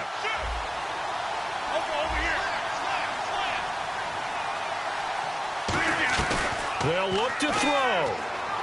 He's going to let it fly. And incomplete. The contact made the ball roam free and brings up 4th down. I'm not quite sure how he wasn't able to hold on to that one in the end zone. A great opportunity lost, but a lot of relief for the defensive guys. When they get into film next week, they're going to want to know what happened. Where was the breakdown that almost allowed a touchdown? They send the tight end Davis in motion. Back to throw. And that is incomplete. 16 seconds now on the clock. And they're going to come up empty here on 4th down. And here now come the Falcons. 2 timeouts remaining defensively, but that shouldn't make much difference right here. It really shouldn't, but a lot of coaches look at it similar to baseball with the intentional walk. Always bringing in other right? sports. Always, hey, listen, think about the intentional walk, right? What if one gets past the catcher? What if he uncorks a wild one and now you still have an opportunity? That's why they like to use them all the way through. And he went nowhere. He'll lose yardage back to the 29. That's going to go. And now the Jags going to signal for another timeout. That'll leave them with just 1 remaining in this 4th quarter of play.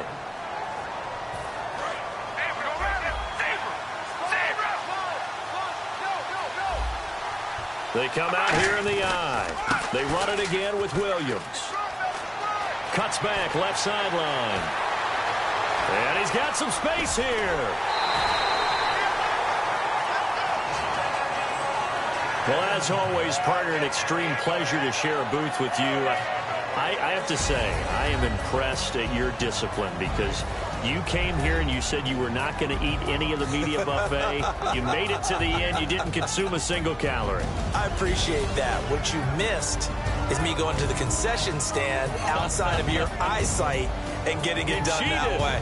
Look, I mean, they were serving the good stuff. I had to do it. Oh, man, but you're svelte, in good shape, but yeah, you cheated a little bit. We'll let it slide. I appreciate that. Always a pleasure to work with you.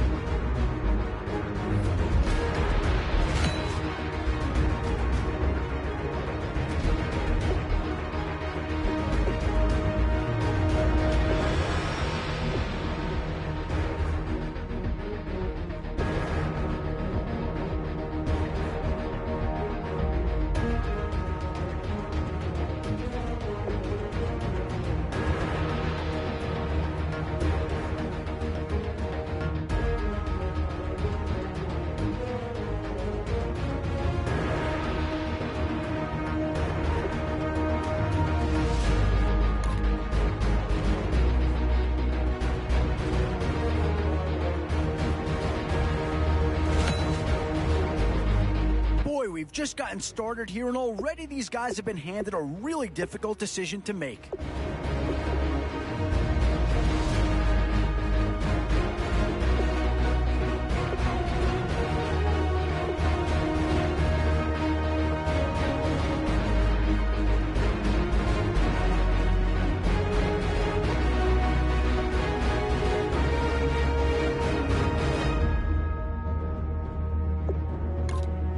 Yeah, not too much analysis needed here. This is quite a get at this stage of the draft. One thing this team's going to need is some leaders, and they've got one right here.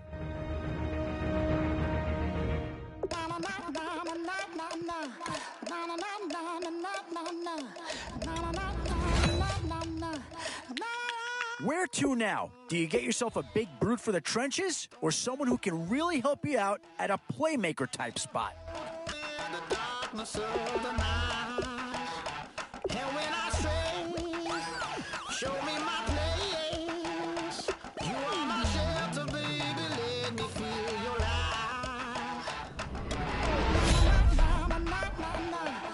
Some tough choices coming up right about now. Do you go after the best available player, or do you go after a position of need? And there's a pick that'll certainly help. Maybe not an impact signing, but you're not going to hit a home run every round.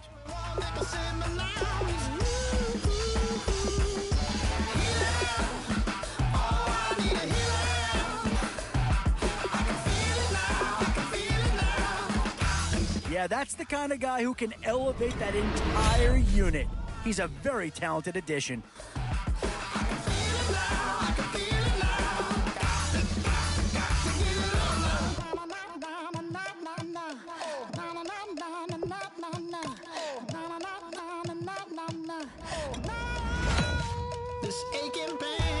Yeah, here's a spot where the fan base would be clamoring for a skill player. But do you listen to him or go after someone who can help you up front? Instant impact right there. That's a big leap forward from what they had on the roster to begin with.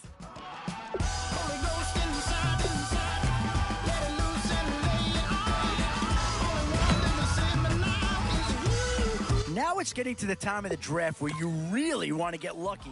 Yeah, I don't think you needed a crystal ball to see that pick coming. That's all about loyalty and familiarity right there.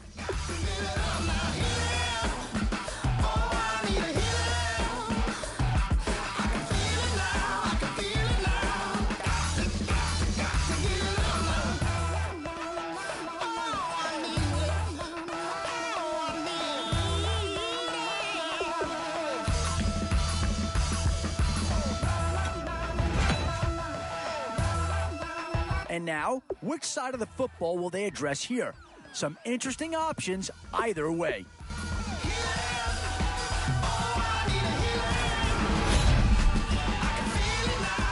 Boy, you can't go wrong with anybody out of this group.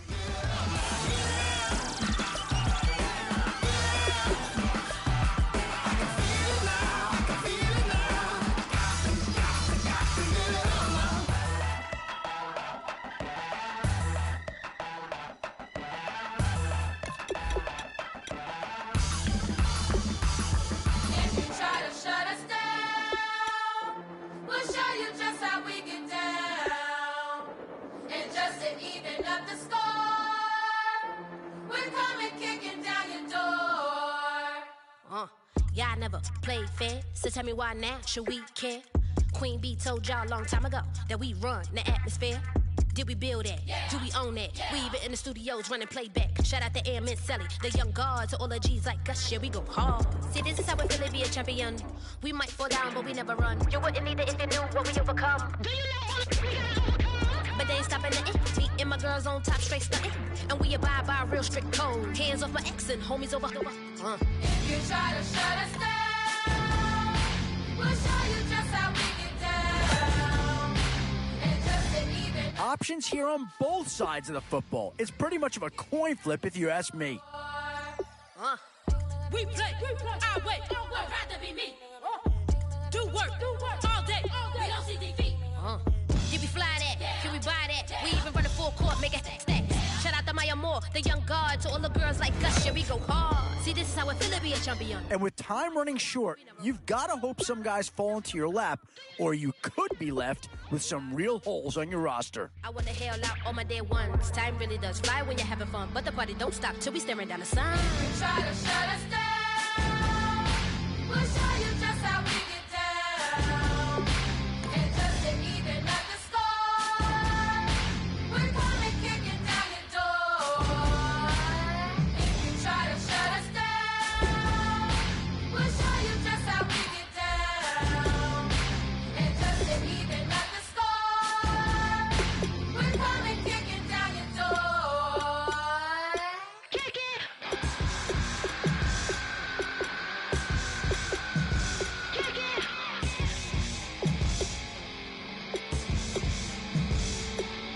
If you try to shut us down, we'll show you just how we get down. And just to even up the score, we're coming kicking down your door. If you try to shut us down, we'll show you just how we get down. And just to even up the score, we're coming kicking down your door.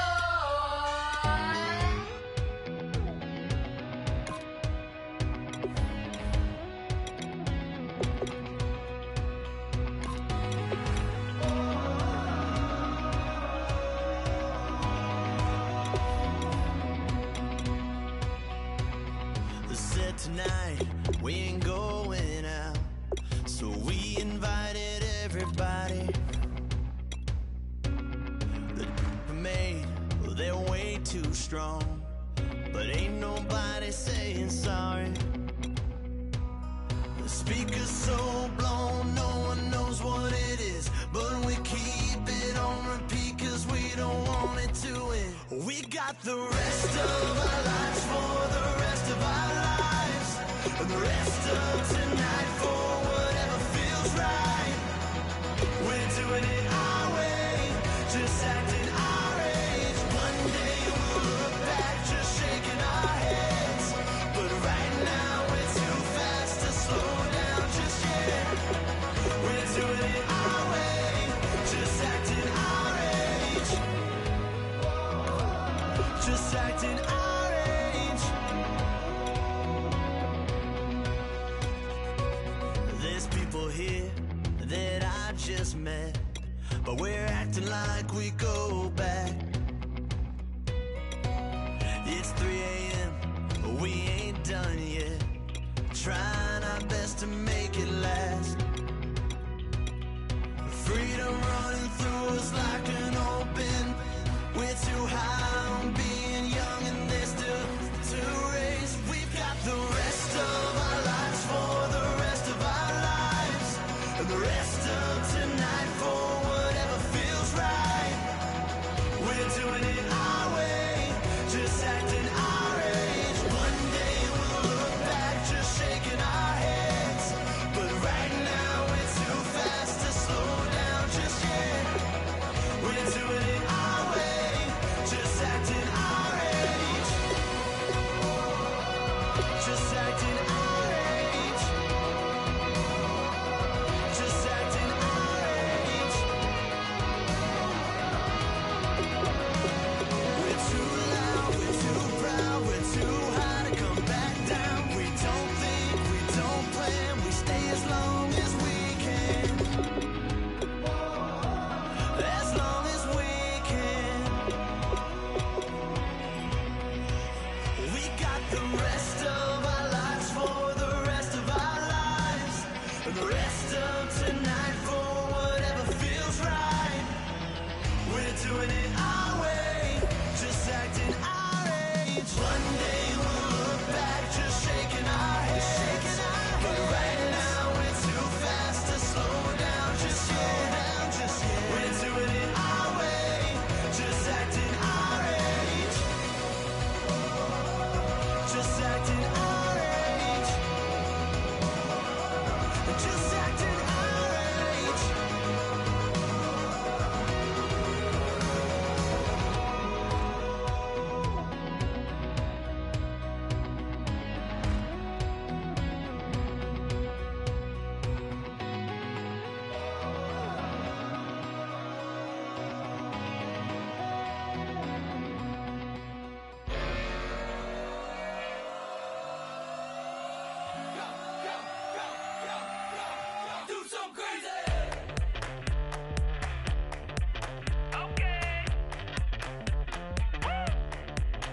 I wanna live like it's Mardi Gras and go dumb with my whole squad.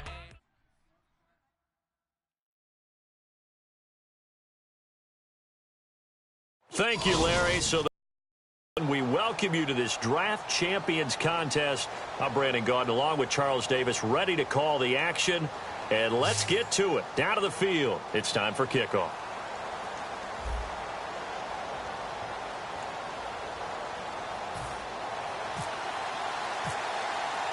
And it's the birth of a new club as we're underway in Draft Champions. This fielded a few yards into the end zone. And he'll take this one near the 25, call it the 26-yard line.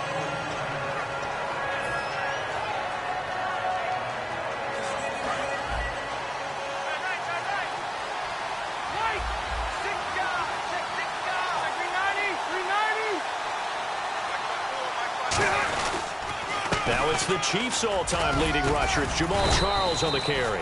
5 yards is the tally on first down. That brings up 2nd and 5. Frustrating for a defense, energizing for an offense. Finding a way to create that type of yardage in your running game, that'll make the guys carrying the ball very, very happy.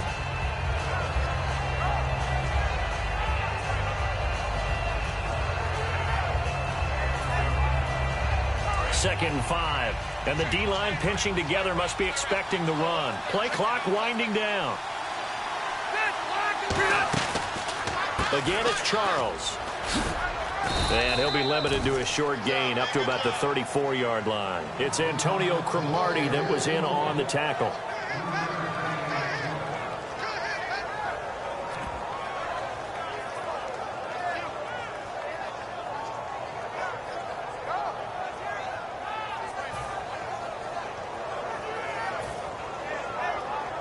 An early test, 2 plays in. This is 3rd and 2. And the play clock's running down. Short yardage situation. Here's Charles. And he's able to get the first before he's taken down at the 36. I don't know about you, but that almost felt like old-time football there. 3rd and 2 is not necessarily just a running down anymore. A lot of times they want to throw the ball. They went back to the roots and powered forward and got the first down. The first down carry here for Charles. And he'll get this up to about the 38-yard line. Give him a couple on the carry there. 2nd and 8. That's a good play by the guys on the defensive side of the ball. Held him to a gain of 2. And that changes the playbook a little bit now for the guy calling plays. 2nd and 8. Now he's got to probably think about going to the air instead of maybe staying with the ground game. And the hit jarred it loose. It's incomplete. Trying to get it to Willie Snead there. And it's 3rd down. And the offense looking to pick up the first down after the 2nd down incompletion. On 3rd down, Rivers. And this time he's got the hook up. It's complete. It's a gain of 17, and it'll give him a first down. Well, we're used to seeing the guy that you consider the #1 receiver double covered, but how about this guy? He's double covered and finds a way to make the play for a first down. That's how you increase your Madden rating, right? No doubt about that at all. And you know something? I think we'll hear about that from him soon. They go back to the ground now with Charles. And just a short gain that time as they're able to get him down. 2 yards on the carry there. It'll be 2nd down. 2nd down, 8. Shift together here from the D-line.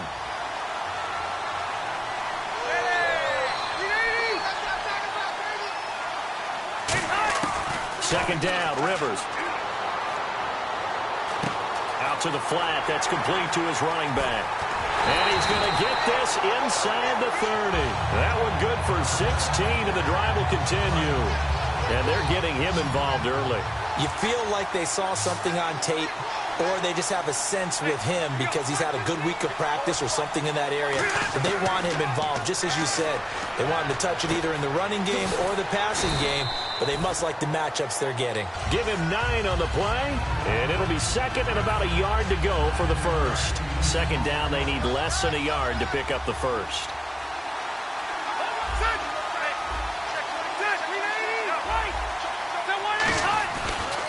Now a carry for the veteran. This is D'Angelo Williams.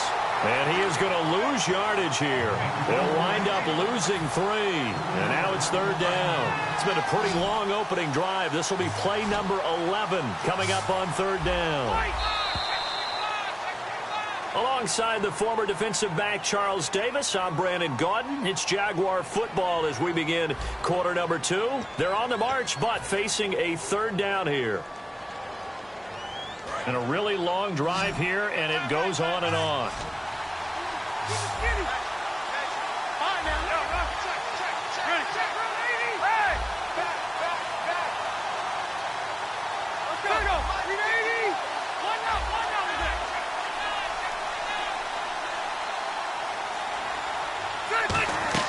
To throw, Rivers.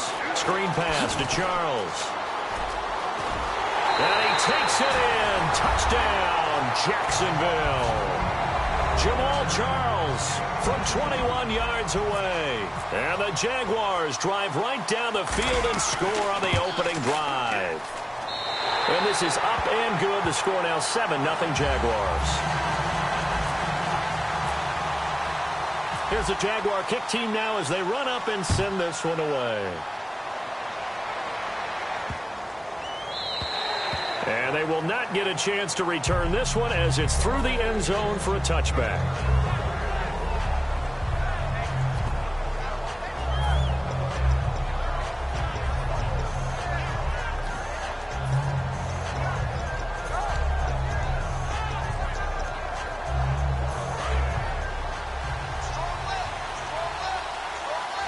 Bryant, the lone receiver, left.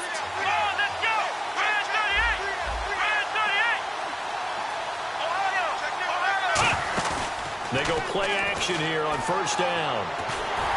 And incomplete to open things up. They were trying to get it there to Sterling Shepard. And that'll bring up 2nd down.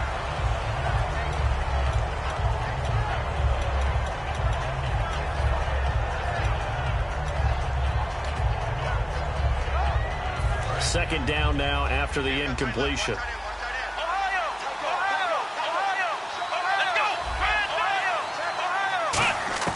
On 2nd down, McNair fighting through. Oh, a battle for it here, and this will be caught. 23 yards on the play. A nice job there, Charles. They picked up the blitz, were able to complete the pass. That had the total feel of a quarterback in control. Red blitz, got him into the right protection scheme, so he doesn't get hit back there. He's got a chance to step up with supreme confidence and deliver it downfield for a nice completion. 10 yards on the pickup there, and it'll give the Colts a 1st down. And now the passing game here in the second quarter starting to heat up a little bit. Don't you feel the rhythm starting to happen, right? You see it. Now the confidence is starting to rise. I think now as a play caller, because that has happened, you lean on it a little bit more. You don't go totally away from running the football, but you do say, guess what? We can throw it. We can. And at the 7-yard line, the catch is made. Touchdown, Indianapolis. Kendall Wright, 42 yards. And the Colts are an extra point away from tying up this football game. And he's able to put it through. So we're right back where we started, all even as the kick's away. This fielded a few yards into the end zone. And a good return as he'll be stopped just shy of the 30-yard line. And out now comes Jacksonville as they get ready to go. Good drive last time. Really effective passing the football. Do you maybe mix it up, now go to the ground game and surprise the defense a little bit? I would anticipate the defense making... And now look at this. Big gain, but a fumble. And the Colts pick it up. And he'll return this ball across midfield to the 47-yard line. And now Indianapolis set to take the field. And they were able to punch it in the end zone last time. They'll be looking to do that again here for the defense. Obviously, they'll be looking to stop them from punching it back in the end zone. It always is punch-counter-punch, isn't it? And which team has the advantage? Well, let's just go back. Last time on offense, they rolled downfield, got into a good rhythm. You can see a little more bounce in and out of the huddle. You can see the sideline really get into the game. So defensively, you're thinking to yourself, how do we take that away from them? How do we get the advantage back? Let's see what they come up with. I think pressure is always the first way to go. You love pressure. I love it. We'll see if they dial it up this drive. Second down following the incompletion. And the wide out in motion. Out of the gun, it's McNair. He's going to air one out. He's got it at the 15. A gain of 32 that time. So the defense blitzed. A nice job picking that up, completing the pass. And how in sync was the quarterback and his center on that play? They saw the blitz, made the appropriate calls, got the line engaged because now they know they're going to be extra guys coming at the quarterback, so they got their assignments down pat and kept them away from him, and he's able to step up in the pocket and fire one now for a really good strike. Complete to right. Give him a couple on the catch. It's 2nd and 8. And now we're circling here around the 2-minute warning. This is a setup play, trying to get one last one in before the clock warning. Play action. It's McNair rolling to his left. 1:59 to go in the first half. We're back to East Rutherford, but first this timeout. So a second down incompletion now brings up third down. Looks like the defense in press coverage here. From the gun, here's McNair, and that is incomplete. He was looking for Jack Doyle that time, and it's 4th down. So on 4th down, Pete Carroll's going to call out his field goal unit. And Santos able to put this one up and through. It's good, and they take the lead here now at 10-7. So the drive stalls out, but they are able to put 3 points on the board. Yeah, just a yard or two shorter than an extra point, so no problems converting there. This fielded a few yards into the end zone. And last year that would have been a net gain of 5 on the return. This year he stopped where he would have been if he had taken a knee, and that's at the 25. And out now comes Jacksonville as they get ready to go. And last time they coughed it up, led to a field goal. They're fortunate that it only led to a field goal, but still, they're not happy about it. Could you sense the relief, though, when they only gave up the field goal?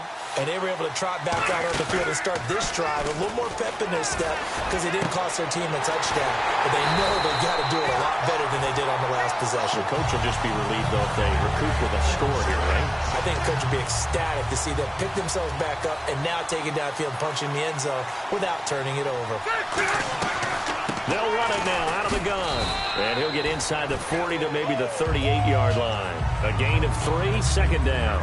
I do know from experience that when you slow down someone's running game, you're now doing the dictating on defense. And guess what? Now you're getting ready to tee off on their quarterback because they have to throw it all the time. But you still have to be alert for the draws and other plays of that nature to make sure you don't get hurt. Rivers to throw it. Looking left side, that's caught by Moore.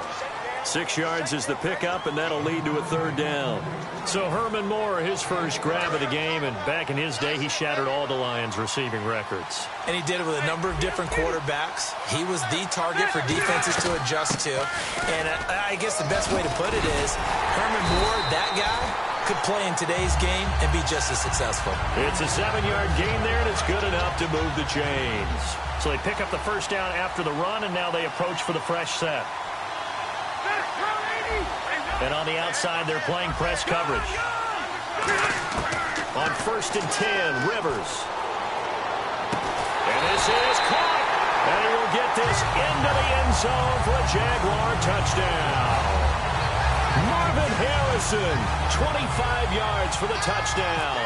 And once again, the Jaguars are back out in front.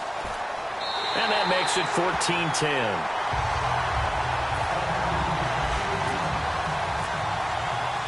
Here's the Jaguar kick team now as they run up and send this one away. This will be taken in at the 1. And he'll take this across the 25. Couple extra yards up to the 27-yard line. And now Indianapolis set to take the field. And with time quickly fading here in the second quarter, not sure how aggressively, offensively they want to play this. I think we'll find out just how much they trust their guys in this situation if they decide to take a shot.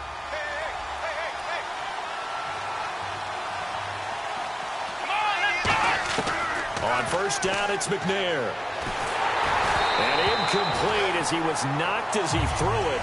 And it took the ball off course. The good signal callers would never go back in the huddle and play the blame game because they need those guys to protect him. But on that last one, his offensive line, they lost their leverage very quickly, and that's why they were able to get to him and hit him as he tried to throw the football and force an incompletion.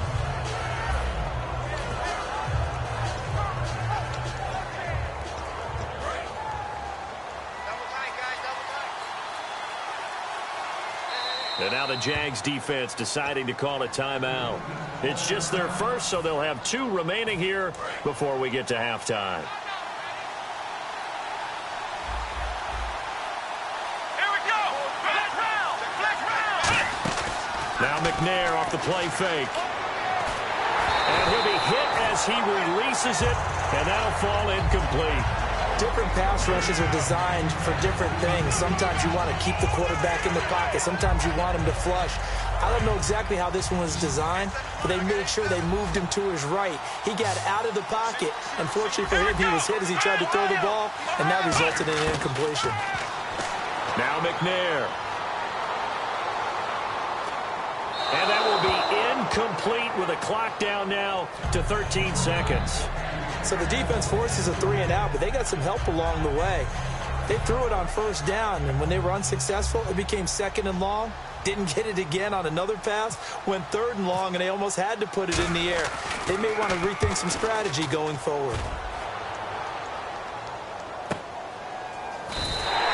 Officially, that'll go as a 52-yard punt. Not too shabby. And there'll be time for maybe one final play before halftime. Out comes the Jacksonville offense as they get set to take over here.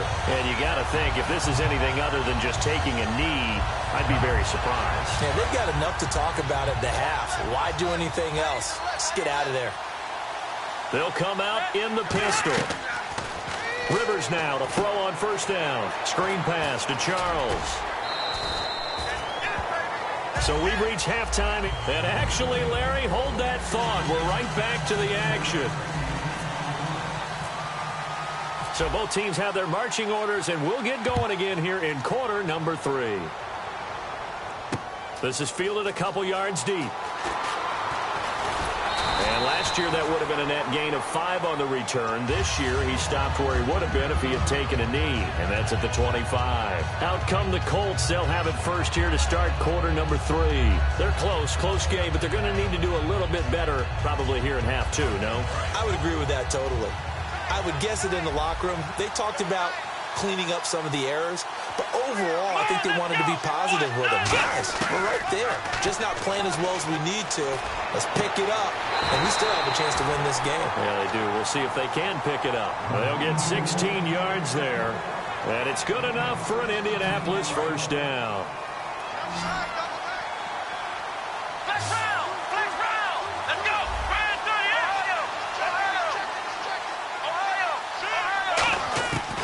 First and 10, McNair. And his throw here is incomplete. And that one was knocked away, and I think the defender's going to be a little upset with themselves. They made the play on the football, but that one felt like a forced pass by the quarterback. Thought he had someone open. He really wasn't. Maybe an example of having too much confidence in his receiver that no matter what, I'm going to throw it to him. And that was a play made by the defense, and it could have been a bigger one.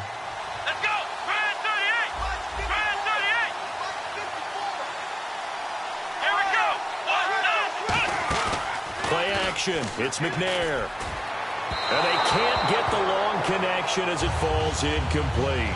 One of the toughest things about playing defensive back is pattern reading, trying to figure out what they're doing. And on that one, they had the fly, just sending the guy downfield with the in route accompanying it, what people call a dagger route, trying to hit the guy underneath after the clear out. In this case, though, they're not able to get it done. Yeah, they said forget the underneath route. They went for the guy on the fly, but as you said, incomplete. Out of the gun, it's McNair. And he dropped it. Now it was tipped. Altered the ball a little bit, but he dropped it. And now 4th down. Here's Pat O'Donnell now. On for his second punt. He'd take a repeat of his first. He gets this one away, and boy, it's another boomer. And that one hits a little too close to the goal line, and it continues into the end zone for a touchback. Here comes the Jags offense now. Time for their first possession of half number 2. They have the lead here. Well, we talk a lot about pregame speeches. What are halftime speeches like? For the most part, not nearly as emotional. Under a heavy rush, and down he goes. They bring a man off the corner that time, and he gets home for a loss of 6. The game plan for any defense is finding ways to make a quarterback uncomfortable in the pocket.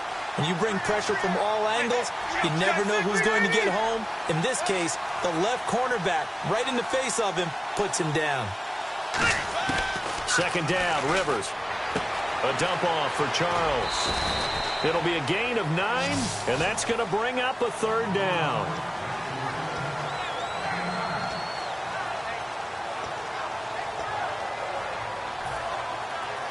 Seven yards remaining here on third down.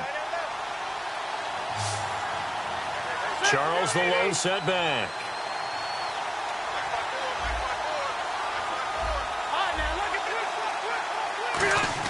On third down, Rivers into heavy traffic, and it's intercepted. Picked up by the linebacker, Eric Kendricks. And they're going to set up shop at the 27-yard line. And now Indianapolis set to take the field. And a tight game after punting last time. See if they can get something going on this drive. As they head to the field now, with the game this close, you've got to feel there's a sense of urgency for them going on offense right now. But they have to do it without letting panic creep in and affect their play. Out left side here to Bryant. 13 yards there on the pickup, and the Colts are going to have a first. That looked like a pretty good route combination there because you've got to find a way to clear the guy running the drag, because when you do, you just put the ball on him and then let him run. Yeah, he's got some space. They go play action here on first down. Eluding the pressure right. And he'll just throw this one over in the way of the security crew. Incomplete here.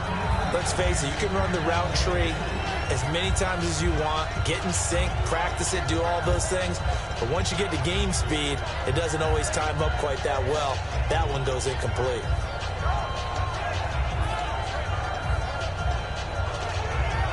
So incomplete on first. Let's see what second down has in store.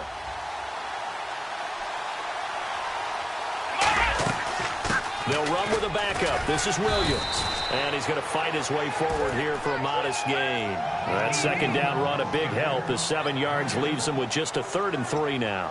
Well, this play sequence was really kind of called in reverse. Incomplete pass on 1st and 10. Nice run on 2nd and 10 when probably everyone was expecting him to throw the football. Now, if you're the defense, what are they going to do on 3rd down? You're a little off balance.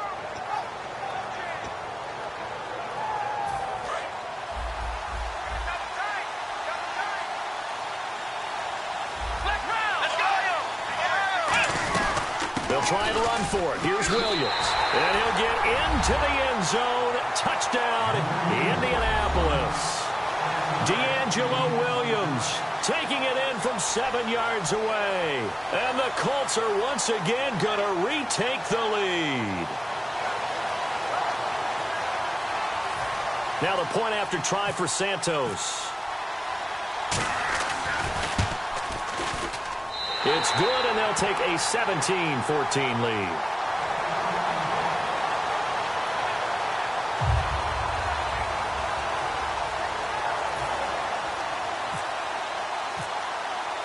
The kickoff team on the field now as they will send this one away. This fielded a few yards into the end zone. And he'll take it back to about the 19-yard line. The Jaguars offense now heads back onto the field. And following the interception, just any interception, are you a little bit more cautious when you start that next drive, or no, you just throw that out the window? I think you are. I don't think that there's any way you can run back out there and go, totally didn't affect me. Let's just go ahead and be loose with the football again. You're going to take care of it, but you have to be careful about being too cautious because now you can't run any offense at all. Still want to attack. We'll see how they attack them here. They go back to the air here after the INT on the last drive. He was looking to get it to Allen Hurns that time. And it's second down. The defensive coordinator came into this game with a plan to get to the quarterback with whatever type of pressure is necessary. It's working to perfection for him today. Offense still needing 10 yards. Second down. They come out 5 wide. 3 of them to the right side. A second down throw for Rivers. And caught right side. Green. And he's brought down after a good gain. That one goes for 24 yards. And there's another completion to the tight end. And let's face it, it is hard to overthrow a 6'6" target. It isn't. And no escaping this time as he'll go down. They got him for a sack. The corner blitz pays off there as they sack him for a loss of 5. Well, when defensive coordinators game plan to put pressure on a quarterback, they often want to use blindside rushes, and that's exactly what they did there. The cornerback gets to him and drops him. Here we go. Now a second down throw for Rivers. The ball popped in the air and intercepted. Picked off by Trumaine Johnson. And he'll return this ball across midfield to the 47-yard line. And the Colts coming out now. And they'll just simply be looking to build off the confidence of the last time out where they scored a touchdown. And confidence is powerful, isn't it? When you've scored once, you feel like you can go back out there and get it done again. Doesn't matter what the defense throws at them. They feel like they're in a groove right now, and they want to get out there and show it. Yeah, hoping to stay in that groove here this go-around. Now McNair looking for a first down throw. He's going to look deep down the field. And he bats it away, and it falls down incomplete. Dez Bryant, the intended receiver. And that'll bring up second down. Help me out, partner. Was that incomplete? That was on a deep ball to Dez. And that's a surprise. The way he attacks the football in the air, it's always surprising to me when he doesn't complete a pass like that. And he motions the wide receiver. On second down, McNair. And he's going to drop this off to Williams, complete. And he's going to get this inside the 30. He got 18 yards out of that one, and it gets him a new set of downs. We can talk all we want about football being a game of strength and brawn. It's also a game of mismatches, and they're trying to create one there, getting it to their back out of the backfield to make a bigger play. As we often say, get it to him in space, let him use his leg. Yeah, if he can get a match.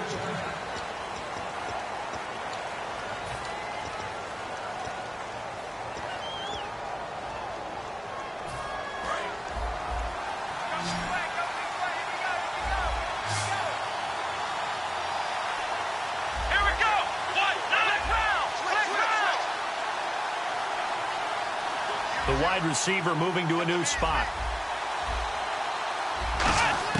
On first and 10, McNair.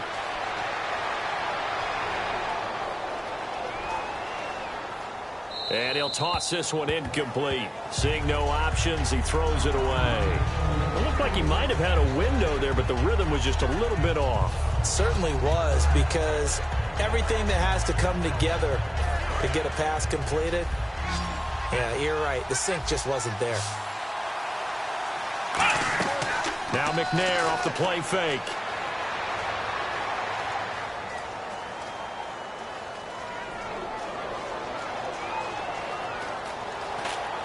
And seeing nowhere to throw, he chucks this one away from harm. Incomplete. Now it's third down. So a ways to go here on 3rd and 10. And it looks like we've got a dime set here defensively. 6 DBs in the game.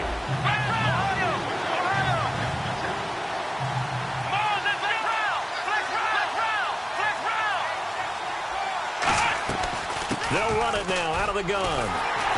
And he'll go down here right around the 23-yard line. It's a 6-yard gain, and it leaves them looking at a 4th down. That was a good run, and it got to the second level. And what I mean by that is that's where the linebackers usually play. First level being the defensive front, last level being the secondary. But the strong safety position ended up making the tackle, and oftentimes we call them a hybrid. Combination defensive back, combination linebacker. We saw the linebacker make the stop. Brandon, this is why play callers get the big bucks. This wasn't a 4th and inches call. You get into situations like 4th and 3, 4th and 4, you've got a tough decision to make. Very gutsy play here, and they pick up the first down. Now a first carry here for Shane Vereen. Give him 3 on first down. It'll set up a 2nd and 7. Getting late here in the 4th, and if this team has any chance to win this football game, their defense obviously needs a stop here. McNair. Can't find anyone open. Incomplete.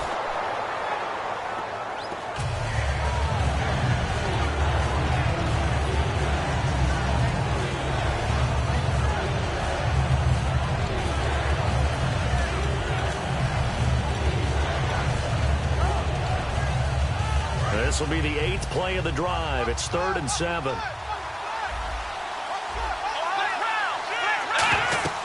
They'll run it now out of the gun. And he has the first down before he's tackled at the 5. And now the Jags defense deciding to call a timeout. It's just their first. They'll be down to 2 remaining as we step aside here in the 4th quarter.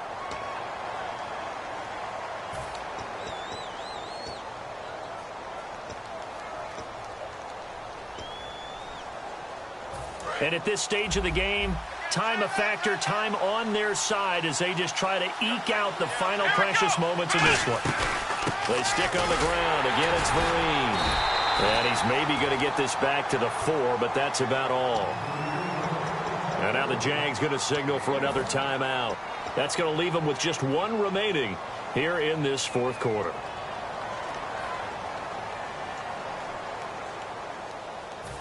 Long drive. The defense just cannot seem to catch a break and get off the field.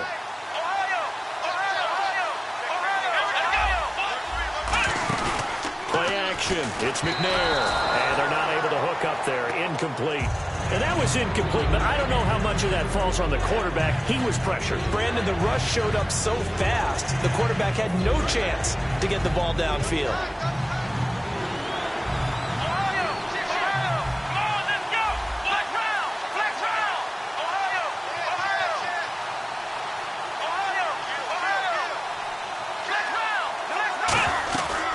Play action. They'll throw. Oh, incomplete. Nearly the pick they needed. They would have loved one there, but at least it does get them to 4th down.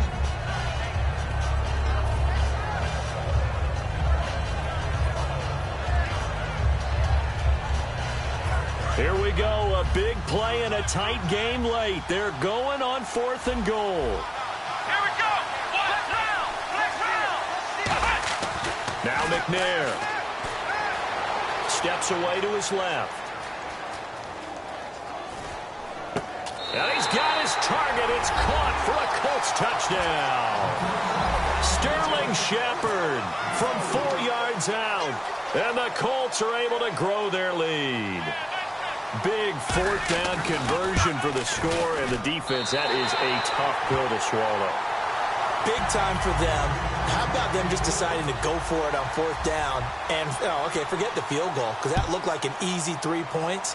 Yeah, you might have had a defensive breakdown in there, but they pressed the issue and found a way to get it into the end zone. Give them big credit for that. Here comes the Jaguars offense as they get set to go again.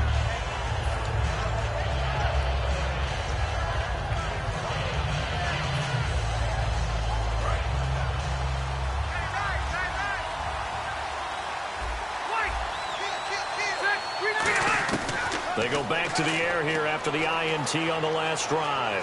Going up top. So they took a shot on 1st down but couldn't connect. One thing I know from experience is that when the deep ball is thrown and you're the defender, you've got to fight that little bit of panic that emerges. You've got to play the ball really well. It's a 50-50 jump ball play. And guess what? They took a shot. How are you going to win it? And in this case, they managed to get it done.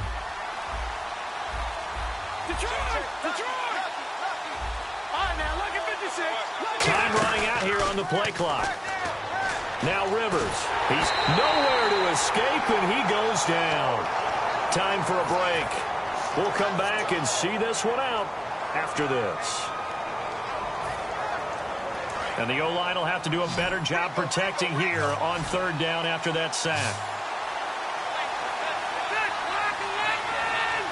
Looking to jam the receivers at the line here. Press coverage look defensively. Now a hit, and Rivers lost the football. On plays like this where the ball comes free, it's often unusual for the team that lost it to get it back. Because And now here's a timeout called by the Colts on the defensive side of the ball. It's just their first. They've got 2 more to use here in the final stages. All right, they're going to try and keep hope alive here on 4th down. They're going for it. Desperation time. Rivers on 4th down. Surveying the field. Now a desperation throw deep downfield. And he knocks the ball away.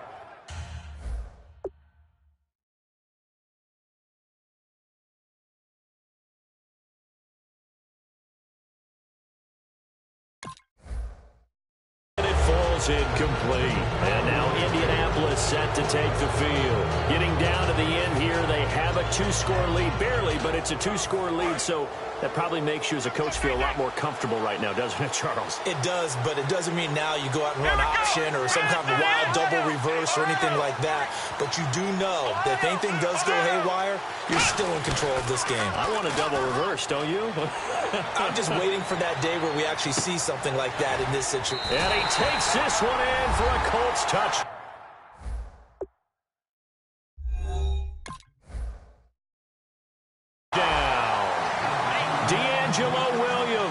He scored on the ground and through the air.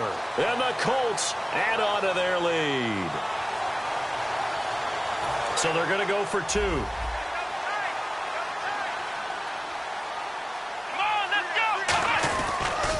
On the toss, here's Williams.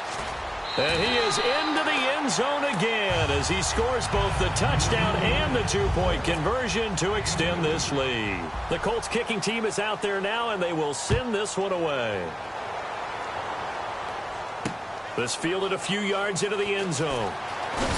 And the decision to bring it out is going to cost him about 7 yards all told as he's taken down back shy of the 20. Here comes the Jaguars offense as they get set here. They're down big here late. I don't know. You just one last drive here for pride?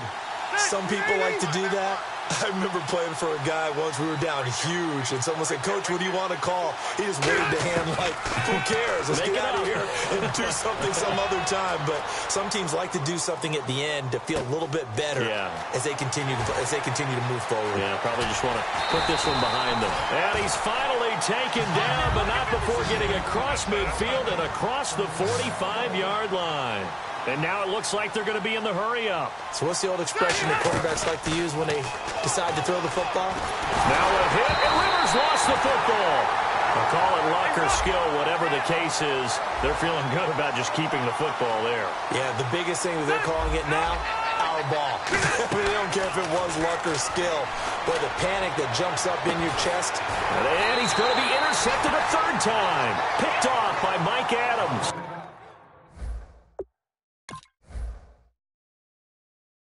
And a big turnover there as his guys will get the football back.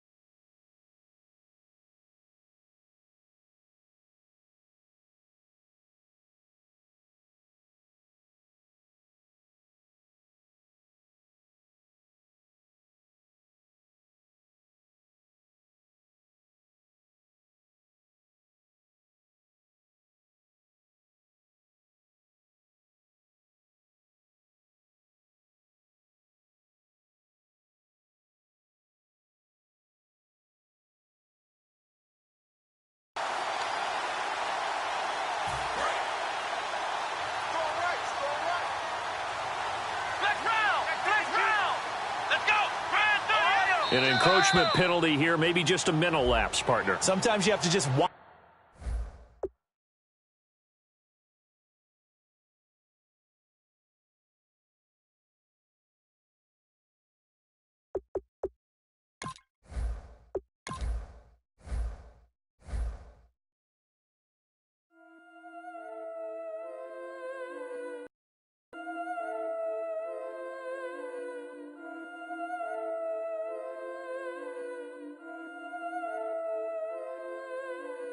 I've been killing it. Yeah, I've been hard in the paint, not a single assist. Yeah, I've been flicking that wrist. Yeah, I've been now they with this. Yeah, I've been killing it. Yeah, I've been hard in the paint, not a single assist. Yeah, I've been flicking that wrist. Yeah, I've been now they with this. Yeah, I've been killing that. Yeah, I've been flicking that wrist. Yeah, I've been killing that, flicking that wrist. Yeah, I've been killing that. Yeah, I've been hard in the paint, not a single assist. Yeah, I've been flicking that wrist, flicking that wrist. Let me tell you about the young man. Matter of fact, I'ma let Push tell that. Take it about the old man. Had to change her heart and then fell back. Oh, a tough decision on their hands now. And this, early on, it's one you can't afford to get wrong. Look at the flick of that wrist. And this team does have a lot of needs, but this guy is a legitimate star, and he'll make everyone around him better. When I write, and that old man had to change her heart. Wish he knew it back from the start. Like, looked around, seen his wife on the. Oh, I tell you, you're not going to get too far in this competition without a superstar or two. And this guy right here certainly fits that billing.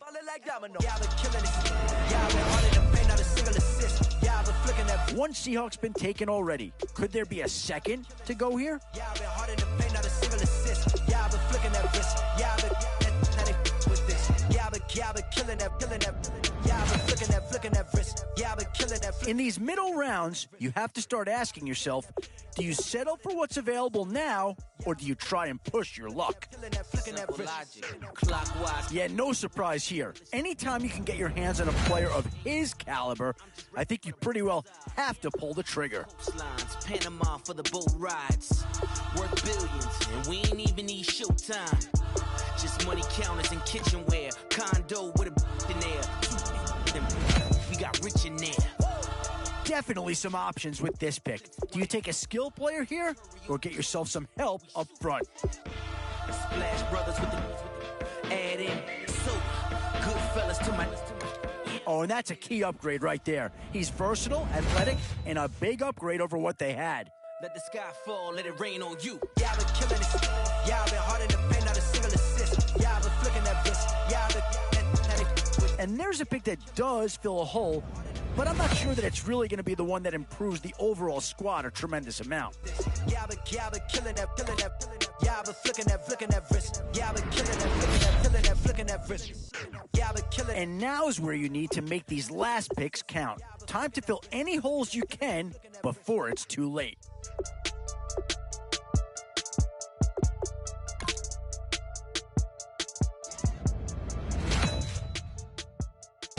And now, which side of the football will they address here? Some interesting options either way.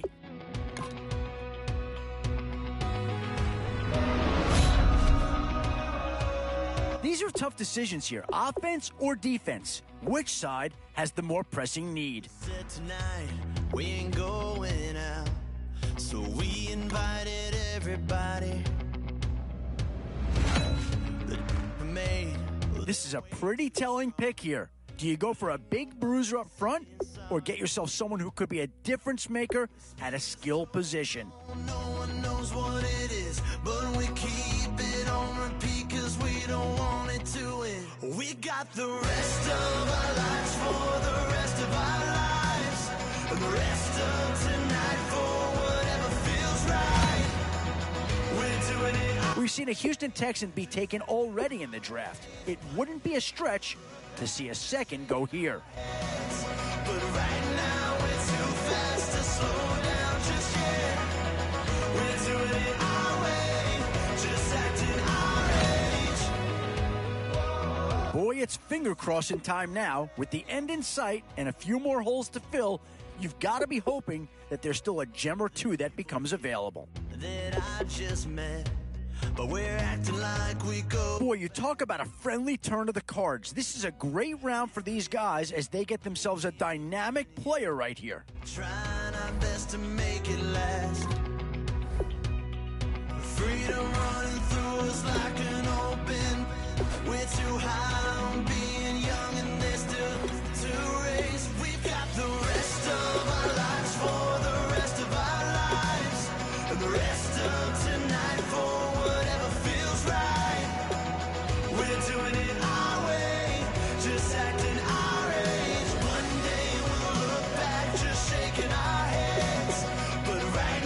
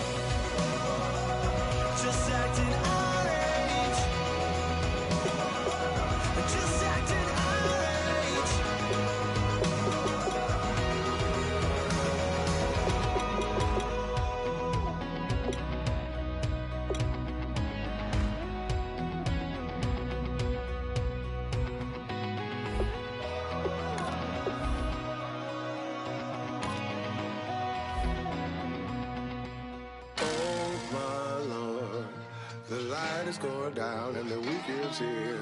Save my soul. I can feel it coming, troubles in the air. Oh my Lord, the night is going down and the weekend's here. Save my soul. Who's on with me now? Who's on with me now?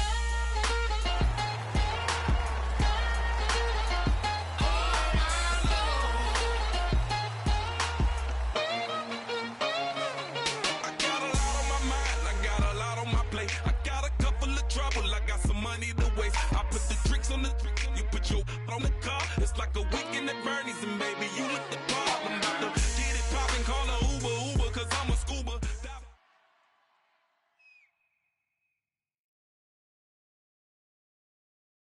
Thank you very much, Larry Ridley. I'm Brandon Gaudin with Charles Davis. We are ready for this draft champions matchup as you get a quick peek at some of the stars in today's game. We're ready to go. Let's get down to kickoff.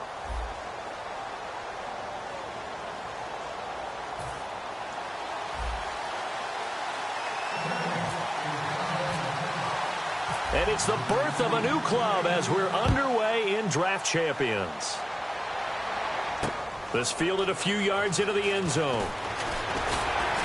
And he'll wind up about 4 yards shy of where he would have been if he had taken a knee, as they'll start at the 21-yard line.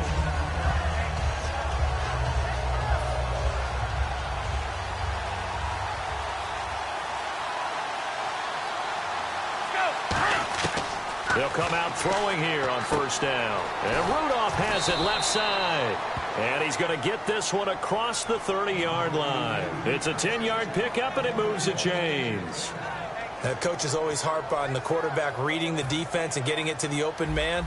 That's good recognition there. And how about what he did after the catch? Yeah, hit your tight end, let him get some rack. Yeah, when he gets moving, not many guys want to come over and put a hit on him, do they? Call it no gain on the play, and it'll be second down. So nothing there. I don't know that that's all in the back, though. You got to look at blocking there, don't you? I would agree with that totally. At some point, they have to win at the point of attack. Instead, it was the defense getting it done again and holding them to no gain. Pretty good running there, 9 yards. Sets up a 3rd and 1. So just 1 yard to go here on 3rd down.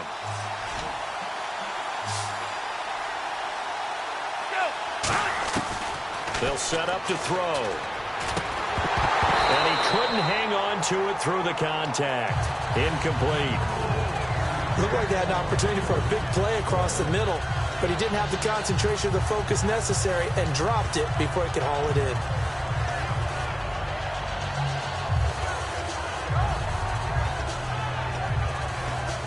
And how about this one now? In their own territory, a gutsy call. They're going to go for this on 4th and a yard.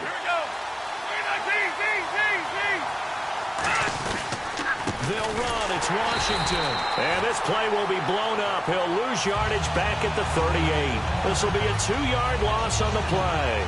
And the Jags take over in terrific field position. They come up in an offset eye. Now a play fake here on first down. Now look out, Rodgers lost the football. So they escape, so to speak, maintaining the football. Defensively, though, opportunity miss. It definitely was, because that's all defenses talk about. Getting the football and either advancing it the other way or just getting possession and turning it over to their offense. That can be a little bit deflating. You're exactly right. A lost opportunity. He's got the connection to Cole Beasley. A really good pickup of 28 yards. And a nice pitch and catch to pick up the reception against man coverage. Both of them read how much yardage they needed, figured what they had to do, and were able to beat the man coverage for the completion. And they'll get him down right about the 20. 2 yards on the pickup there. It'll be 2nd and 8. The best defensive linemen, they play with great leverage so they can get low and not get bowled over by offensive linemen. They have excellent hands. They can throw people off on a play. We just saw a great example of a really good run stop by a guy playing the defensive tackle position. He'll get forward for 3 down to the 16-yard line. The tackle made by the corner, Jimmy Smith. Well, if you're a football guy, that's a pretty run because everyone is in sync right there. Obviously, the guy carrying the ball, but how about the people up front? leverage, athleticism. They created some nice space for him. Anunua's got it, complete. And he's got the first down as he gets it to the 8. It's an 8-yard pickup, and it leads to a 1st and goal. Would it be safe to say that as precise as routes are supposed to be run in the NFL, maybe they're not quite as precise in college ball? That's accurate, yeah. And I think we saw a college route in the NFL there. Just find the soft spot, find the dead zone, and find the first down. And that's what he just did. Throwing now is Rodgers. And that is caught. Touchdown, Jacksonville. Jimmy Graham, a 7-yard touchdown grab. And the Jags have taken the early lead. And he's a reliable target. He's more than that, though. Hey, look, I'm not going to say he's the best tight end in the league, but he's solid. Yeah, because he's able to block, and that's almost a lost art for a number of the tight ends in the league now because the most popular guys are almost what we call move tight ends, more like receivers. But those guys who can do it all, there's still a place for them in the NFL. And he'll get it up to about the 26-yard line just across the 25. And San Francisco gets set to go here. And last time this unit was out here, costly turnover, and then that turned into 6 points. They've got to make amends. And how many times have we sat in meetings with coaches and they use the term complementary football? Offense take care of the defense, defense take care of the offense. That didn't happen on the last possession. This is a chance for them to pick themselves back up and help their team. Yeah, we'll see if they can recoup and recover. And brought down, but not before reaching the 45-yard line. I know many people like to throw to the tight end, maybe in a little flexed out position because he creates mismatches with his size. The slot receivers do the same thing with their quickness, their speed, and their route running savvy. Give him 9 there on the first down completion. That was not a completion that results in a highlight video. But at the same time, if you have those kind of completions all game long, eventually one of them might turn into a highlight. And Jones has it over the middle. And he's going to get this inside the 30. Second quarter now. Brandon Gaudin, Charles Davis with you. It's the 49ers in control of the football. And they're on the move here. They've got it 1st and 10.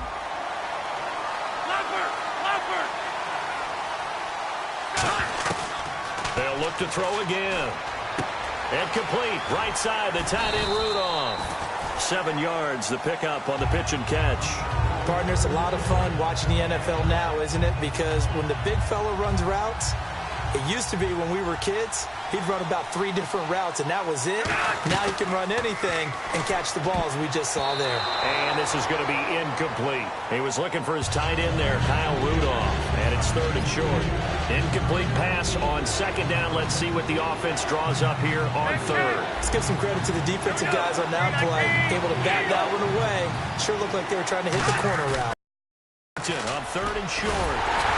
And he's going to have a first down here as he gets this one to the 17-yard line. The gain of 4 that time as the drive continues.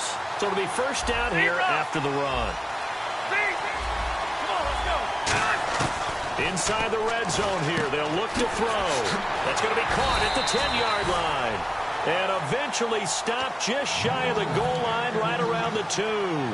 And those first downs do add up. The offense keeps the ball moving downfield and keeps their defense on the bench, giving them a chance to rest.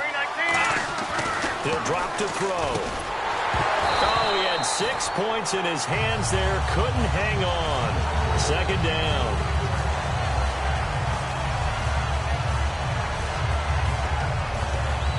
And the 8th play on this drive coming up.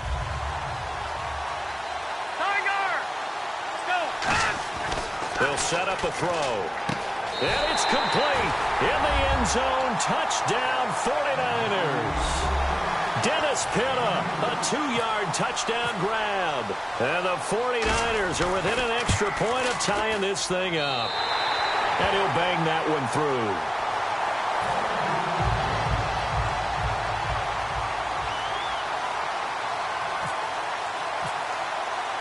So a tie ball game here as the kick's away. This is fielded a couple yards deep. And And the decision to come out is going to cost him 5 yards with a new rule as he's taken down right at the 20-yard line. And out now comes Jacksonville as they get ready to go. And they will simply, Charles, be looking to duplicate what they did last drive when they were able to push it in for 6. And they hope it'll be that easy, right? To be able to take exactly what happened before, replicate it. They've got to make a few additional changes along the way because I'm sure the defense will make some adjustments, but they've got to have great confidence having scored the last time out. And he's going to get this one across the 30-yard line. And now the 49ers signal for a timeout defensively. They'll have 2 remaining as we step aside here in this second quarter. First down and 10 now for the offensive group.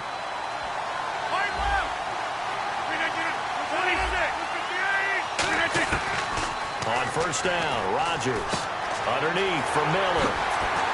And he gets this one to midfield before he's brought down. It's a gain of 17 that time. And the Jags are going to have a first down. And the 2-minute warning lurking. This will probably be the last play before we hit it. Yeah, they want to get themselves in position to score in this last shot before the clock hits. He'll buy some time right. And Austin Seferian-Jenkins has it. So a minute 56 to play in this first half. We're back to Arrowhead after this.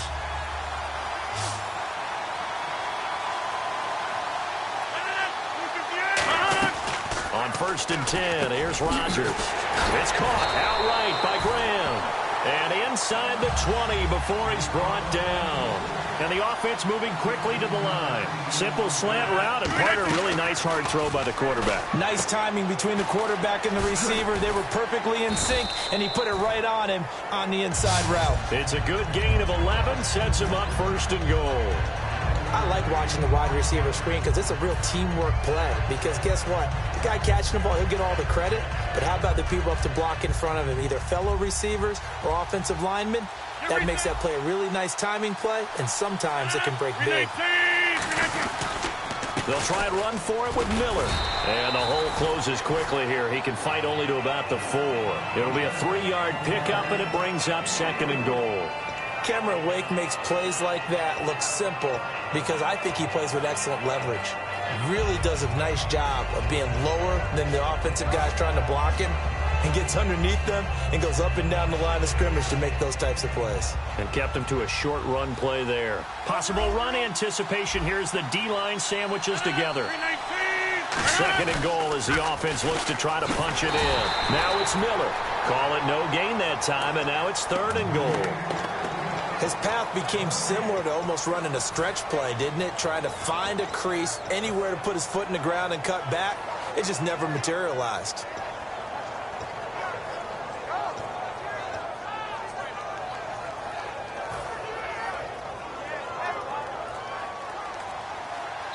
And with the play clock winding down, we're going to get a timeout. It's just their first, so they'll have 2 remaining here before we get to halftime.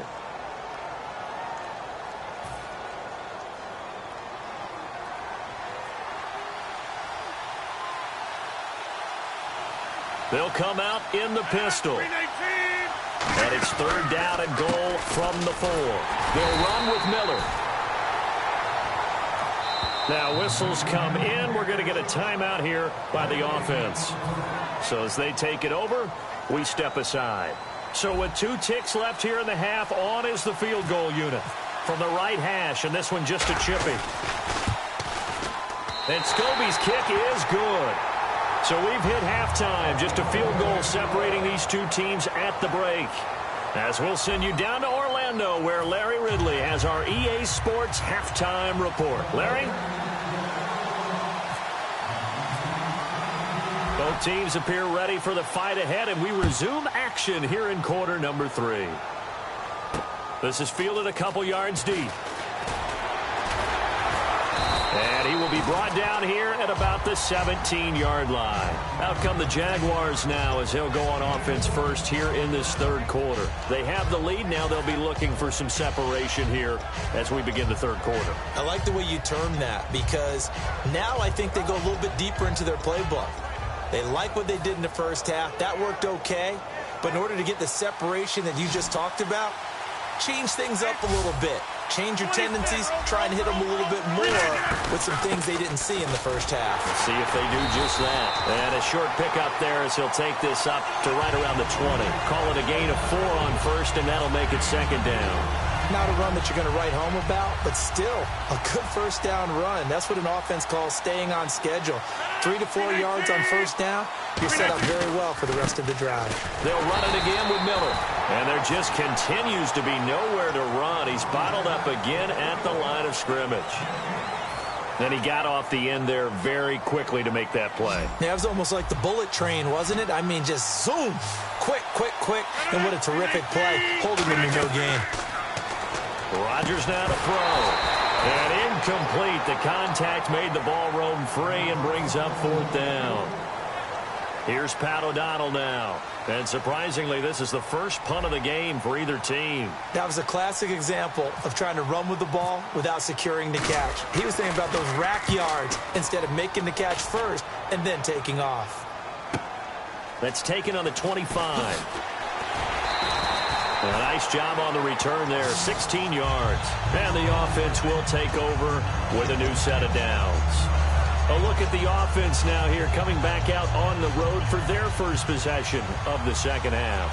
They were able to get the stop defensively. Now a chance really to set the tone here in quarter 3. They can really take charge, can't they? And this is probably how it was drawn up at the half. I think we can go inside the locker room, all right? And I think we would see up on the grease boards, stop them defensively, get the ball back for the offense, and let's go downfield and score. Seems simple, right? The last part, we have to find out that's going to happen. But the first part worked to perfection. Did exactly what they wanted. Now their offense has to pay it off. See if they can get the latter 50%. Caught left side to Crabtree. And he'll get it out a couple yards shy of midfield at the 48. That catch good for 5. It's 3rd down. And the Jags have 5 in the secondary here on 3rd down. The play-action fake. They'll look to throw. Now this is brought in by Pryor. And he'll be taken down, but not before getting this inside the 30. He's such a good route runner. Shows it there on 3rd down. Very proficient and a good pass. And you know what I've observed over the years in the NFL? The better a route runner you are, the more confidence your guy's going to have in you to go to you in important times because he can trust you being in the right spot, and they connected there and picked up a first down. Well, pretty good coverage there, and both of these defenses, they've had good coverage throughout this one. No doubt about it, and in today's NFL, where we're used to a bit more scoring, this feels almost like a well-pitched game in baseball on both sides where the tension continues to build. Who's going to make the big play? It looked like they had something there, but I think that he was thinking about running with the football before he actually hauled it in, and that led to a big drop.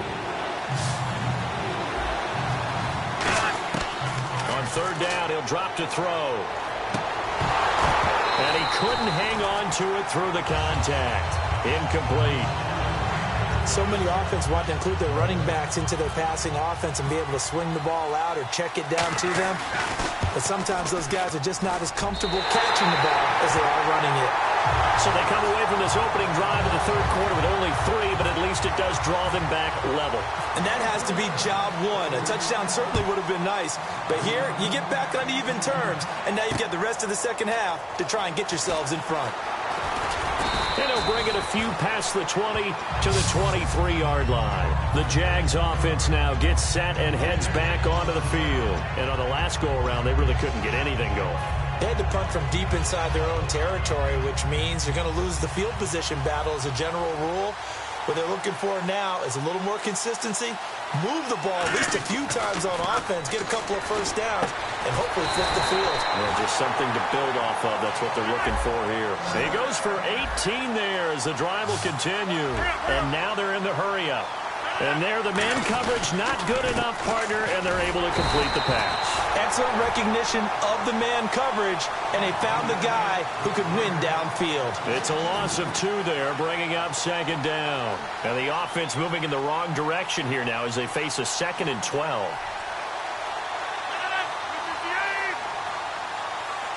Miller, the lone setback. Now Rodgers on the bootleg. A hit as he throws there, incomplete. Jimmy Graham, the intended receiver. 3rd down here.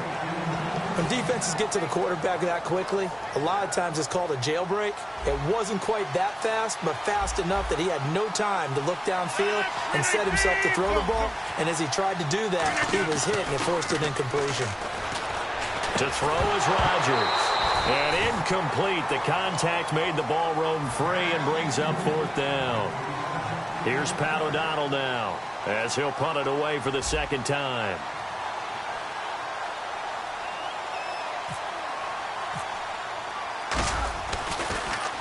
He'll send this one into the Midwestern air, and it's a good one. And a nice special teams job here. This is going to be down inside the 10 at the 7-yard line. The 49er offense now making their way out onto the field. And after the field goal last time, let's see what they can get here. At least they got points out of the last drive, Charles. I never met an offensive coach that didn't want to drive to end with a kick. Most of them want to end with a PAT, right? In this case, a field goal, they'll take it way better than the alternative, which is a punt. Yeah, but you met fan bases that wanted that weren't happy with that field goal. I haven't met a fan base yet that wants to drive to end with a kick, other than the extra point. That's it. And there's a good opportunity to just want to ride there. A drop pass. I guess that's why they call them running backs and not catching backs. Call it about a gain of 3, and they'll be looking at a 3rd and 7 coming up. And the offense needs 7 out of this play on 3rd down. Out of the gun, they'll look to throw. It finds Crabtree for the completion. And he's able to get this one all the way past the 30. The 21 yards there as they convert on 3rd. And this should be the final play before the quarter ends. We're back now in KC. Knotted up here at 10. That's our score as we begin quarter number 4. Fresh set of downs here. Slow.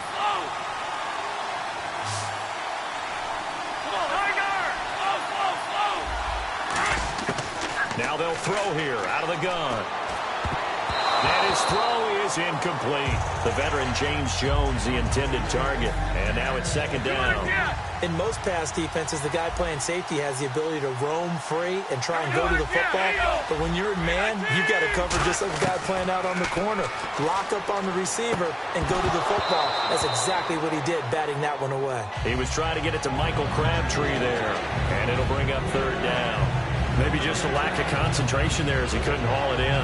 And when you're going across the middle like that, you know, he's running that drag route, you are conscious of all the bodies and the traffic in there. But let's face it, if you're going there, you might as well come down with the football and absorb whatever else happens after that. They come up in an empty set. 4 wide receivers, 1 tight end. They're going to look to throw. Oh, the ball comes out on the hit, but they'll say it's incomplete. But, partner, anytime someone tells me the fundamentals are leaving the game, I'm going to show them this play because they couldn't get to the passer. So what do you have to do? Get your hands up in the passing lane, and they batted it away on a 3rd down attempt. This is away and a very good kick angled for the sidelines. And no return here. Where will they spot it? They say just outside the 20-yard line. The Jaguars getting set to go. And they'll be looking to avoid what happened last time, which is punting the football. But when you look at how teams play the game, that complementary football comes into play. How do I take care of my defense? How do I take care of my offense? Well, the defense is taking care of them in a lot of ways. Now it's time for the offense to jump things up and help their defense out. Give them a little bit of rest. Yeah, time for them to give him a rest. Took the words right out of my mouth. And he'll be taken down right around the 27. He'll get a nice chunk there on the 1st down run, and it's 2nd and 4. And there's a run to be happy with. Good, solid yardage. You'll take that anytime you hand the ball to a back. 319! 88!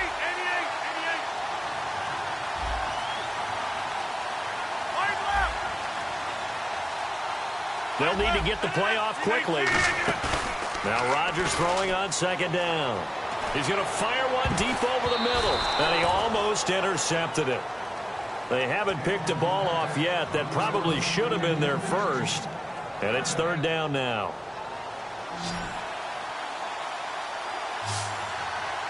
An extra DB for the 49ers now on 3rd. Rodgers now to throw. Setting up the screen for Miller. And he's able to get it to the 33. Good enough for a 1st down. It'll go as a gain of 6 that time, and it moves the chains as well. And Brandon, from our time in college football, where receivers weren't running the traditional NFL route tree, one thing they did learn, find open areas, find soft spots, and set up and catch the ball. And I think we just saw that there. Yeah, we saw that indeed, picking up the first. The intended target, the tight end, Austin Safarian-Jenkins. That'll bring up second down. Normally, he's pretty reliable. Usually catches what's thrown to him. On that play, he simply dropped it. Tie game here. Time starting to run down. The defense really needs to try and keep this game tied, see if they can get the ball back for the offense. 2 receivers left, 1 to the right. Rodgers again here on 2nd and 10. And he comes back with 1 complete. Give him 11 yards that time and a new set of downs. That was a nicely run slant route, and what the receiver's trying to do is make the defender think he's going upfield for a deeper route, and then breaks it off, usually after about 3 to 4 steps, and cuts towards the middle of the field. And now what he's trying to do is use his body to keep the defender away from the football and give the quarterback a really nice target. And the offense can string something together, but they'll need to do it quickly here to try to get points on the board and win this game. Back to the air on 2nd down. It's Rodgers. Anunda's got it, complete. And he's going to get this all the way down inside the 35. Time for a break. We'll come back and see how it all shakes out after this.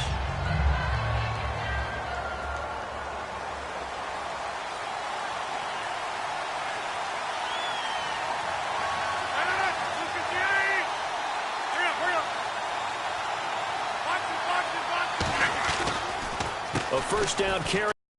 And he'll get down to about the 26-yard line. It's a 7-yard carry to set them up with a 2nd and 3. And now the 49ers signal for a timeout defensively. It's just their first. They've got 2 more to use here in the final stages.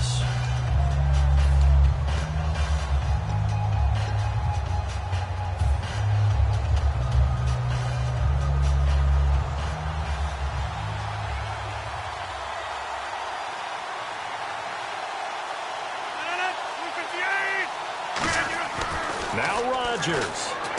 On the left side, he finds Beasley. And down he goes, taking it in.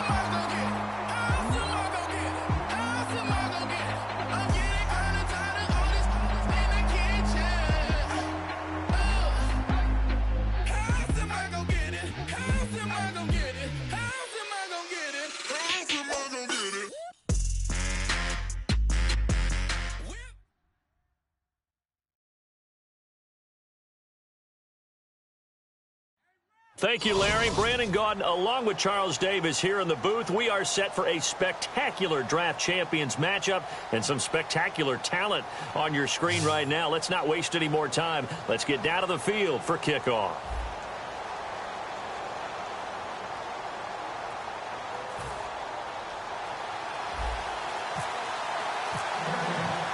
Two teams here amped and ready for football, and off we go in week 2 of draft champions.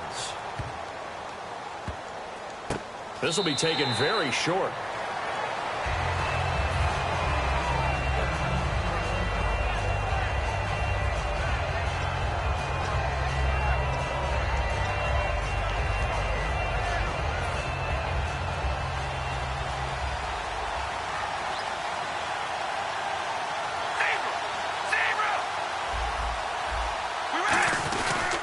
They'll run for the first time with Hill. And he'll fight forward to about the 27-yard line. Give him a couple on the carry there, 2nd and 8.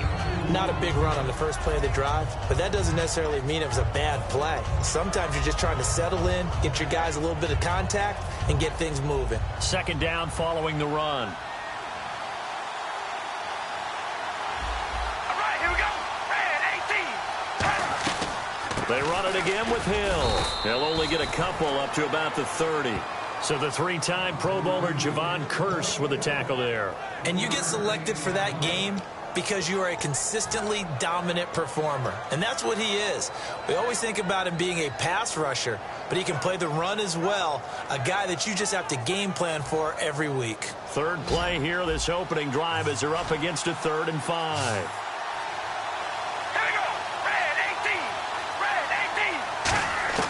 From the gun, it's Carr. And James has it. He's at the 30. Touchdown, Houston. Jesse James, 69 yards. And the Texans have taken the early lead. Just how they wanted to start this one, in the end zone on their first possession. And that just happened.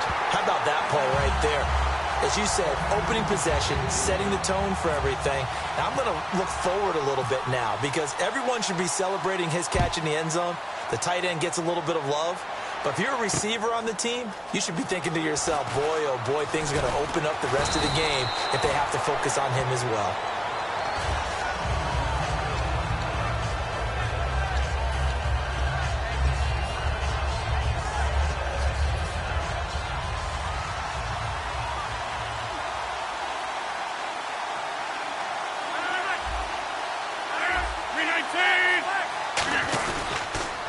On the ground, this is Lamar Miller. And he's able to plow forward up to about the 29, just shy of the 30. It's a 6-yard gain on the ground, and that'll make it 2nd and 4. It'd be hard to say that a defense wouldn't be ready for a first down run. And when you can gain that kind of yardage against a defense that's really kind of geared to stop that play, your confidence has to rise, and now you've actually opened up your playbook. If you want to throw the ball now for play action, you're good to go. And this carry not as productive. He's swallowed up at the line of scrimmage. No gain on the play that time, and they'll look to convert on what will be a 3rd and 4.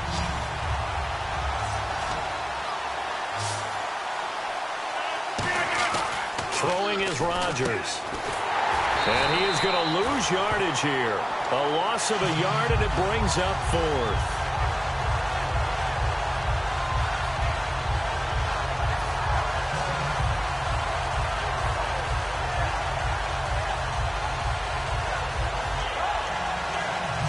And no move to get the offense off the field. They're going on 4th and 5.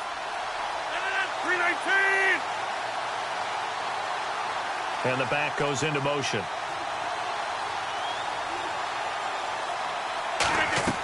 They do go for it. It's Rodgers. And that's caught by Beasley.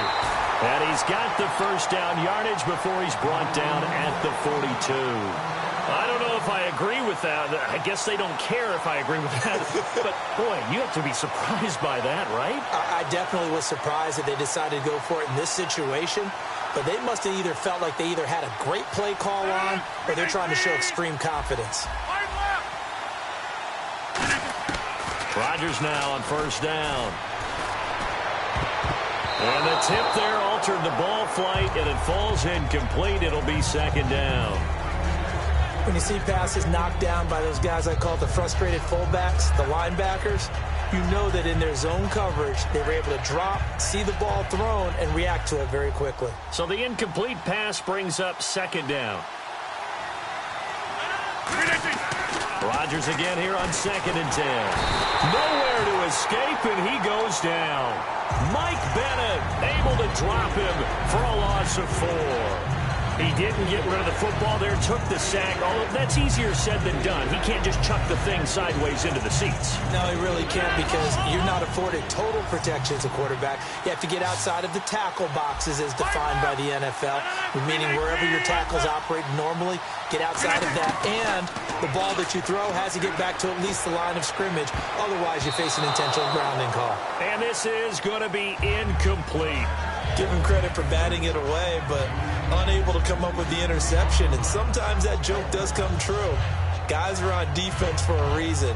Maybe their hands aren't quite as skillful as the guys on offense, but a lot of credit on that play for just knocking it away.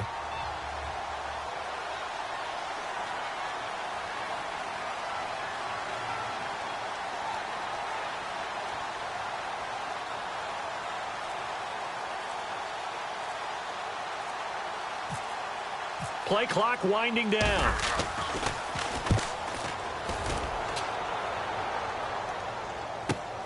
Returnable for Lockett. Nice job bringing that one back. 14 on the return. And possession will switch hands, 1st and 10. And here comes the Texans now. And that recipe on their last drive that resulted in a touchdown looked pretty good, so they'll be hoping to do that once more. And it takes me back to when we sat with the offensive coordinator and the head coach. They felt pretty good about their game plan and thought there were some holes in the defense, and they exploited them the last time out. Let's see if they can come back and put together a similar drive. And we'll see if they can do just that. They start the drive on the ground with Hill. And down he goes, but he takes it up to the 40. Give him 11 on the gain there. And it's good enough for a Houston 1st down.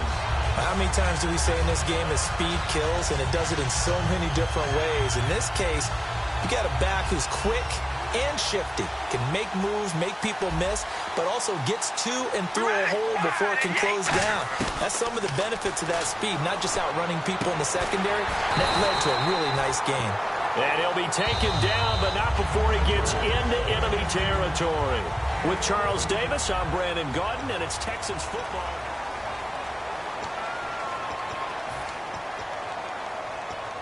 Offense comes to the line now, 1st and 10. And the D-line pinching together must be expecting the run.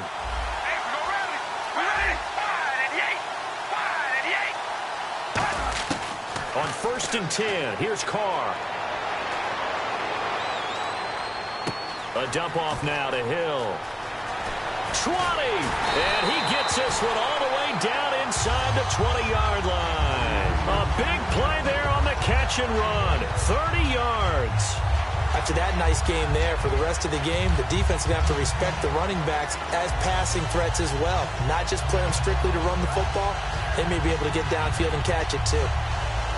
Red zone opportunity.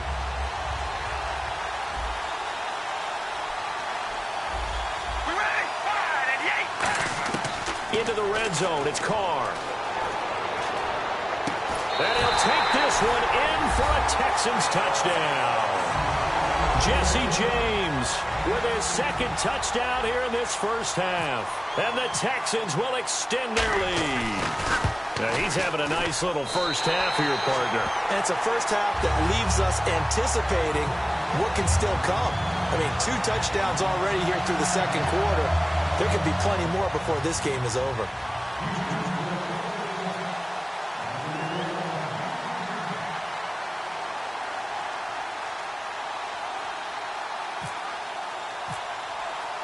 Set now to kick this one away, and off it goes. This fielded a few yards into the end zone. Stays on his feet. And he'll take it up past the 25 to the 26-yard line. And now out come the Jags. And down on the scoreboard, certainly needing to avoid what happened on the last drive, punting the football.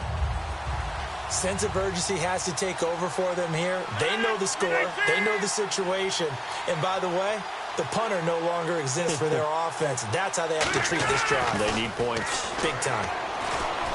And he fires one that's intercepted. And how about this? It's the other Brandon Marshall that picks it off. And this return is going to be halted right around the 28-yard line. And now out comes Houston. And they'll start this drive with very good field position.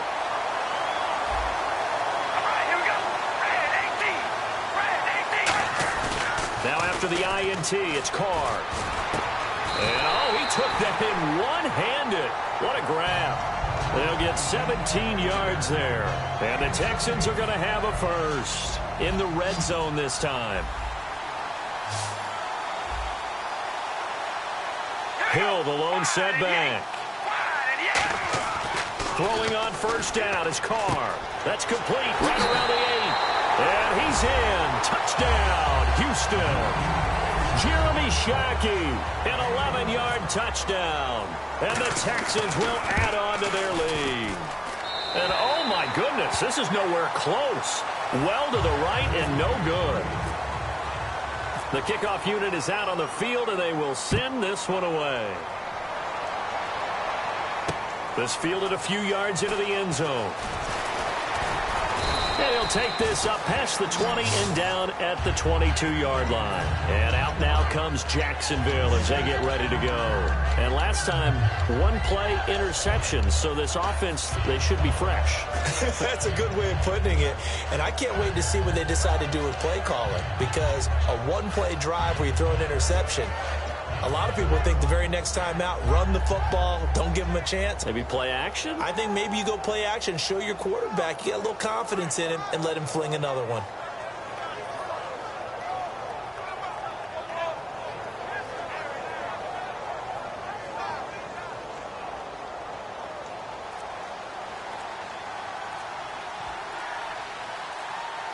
The play clock's running down. They go back to the air here after the INT on the last drive. And this is caught. It's Jimmy Graham. A good pickup there of 20 yards. And he's the epitome of what we call the move tight end. A guy that you can line up anywhere. In the slot, out wide, in tight. Doesn't really matter because he has such great skills. You want to utilize him in all aspects of your passing offense. And there he was in the slot for the catch. As if he didn't have enough to think about. On that route, the comeback route, coming back to the football and catching it, decided to make sure he toe-tapped and kept himself in bounds. And that was spectacular, but on the comeback route, maybe a little easier to deal with the sideline since you've got better vision of it? I think that's a great point because you should know exactly where you're going and know how much space you have and make sure you get your feet down. But, yeah, coming back to the football, I like it. Good vision.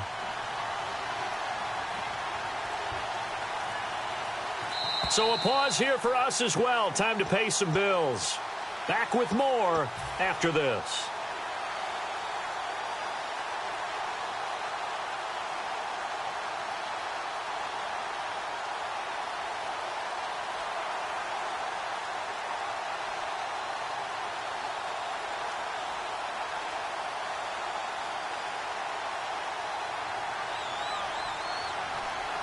In the slot on the right is Graham.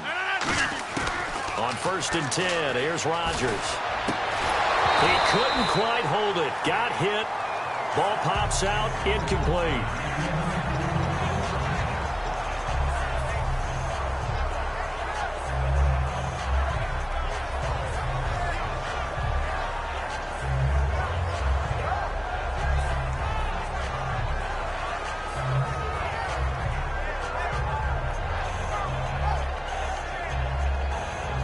So 2nd and 10 here.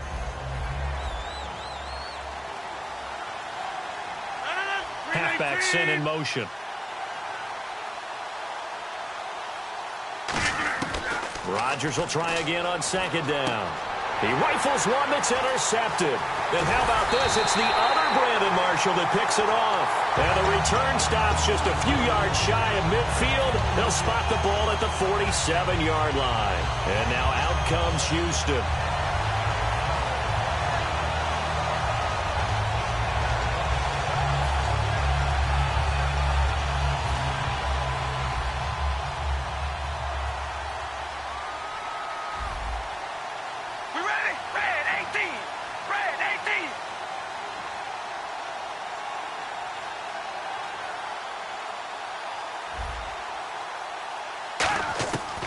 Now on 1st down.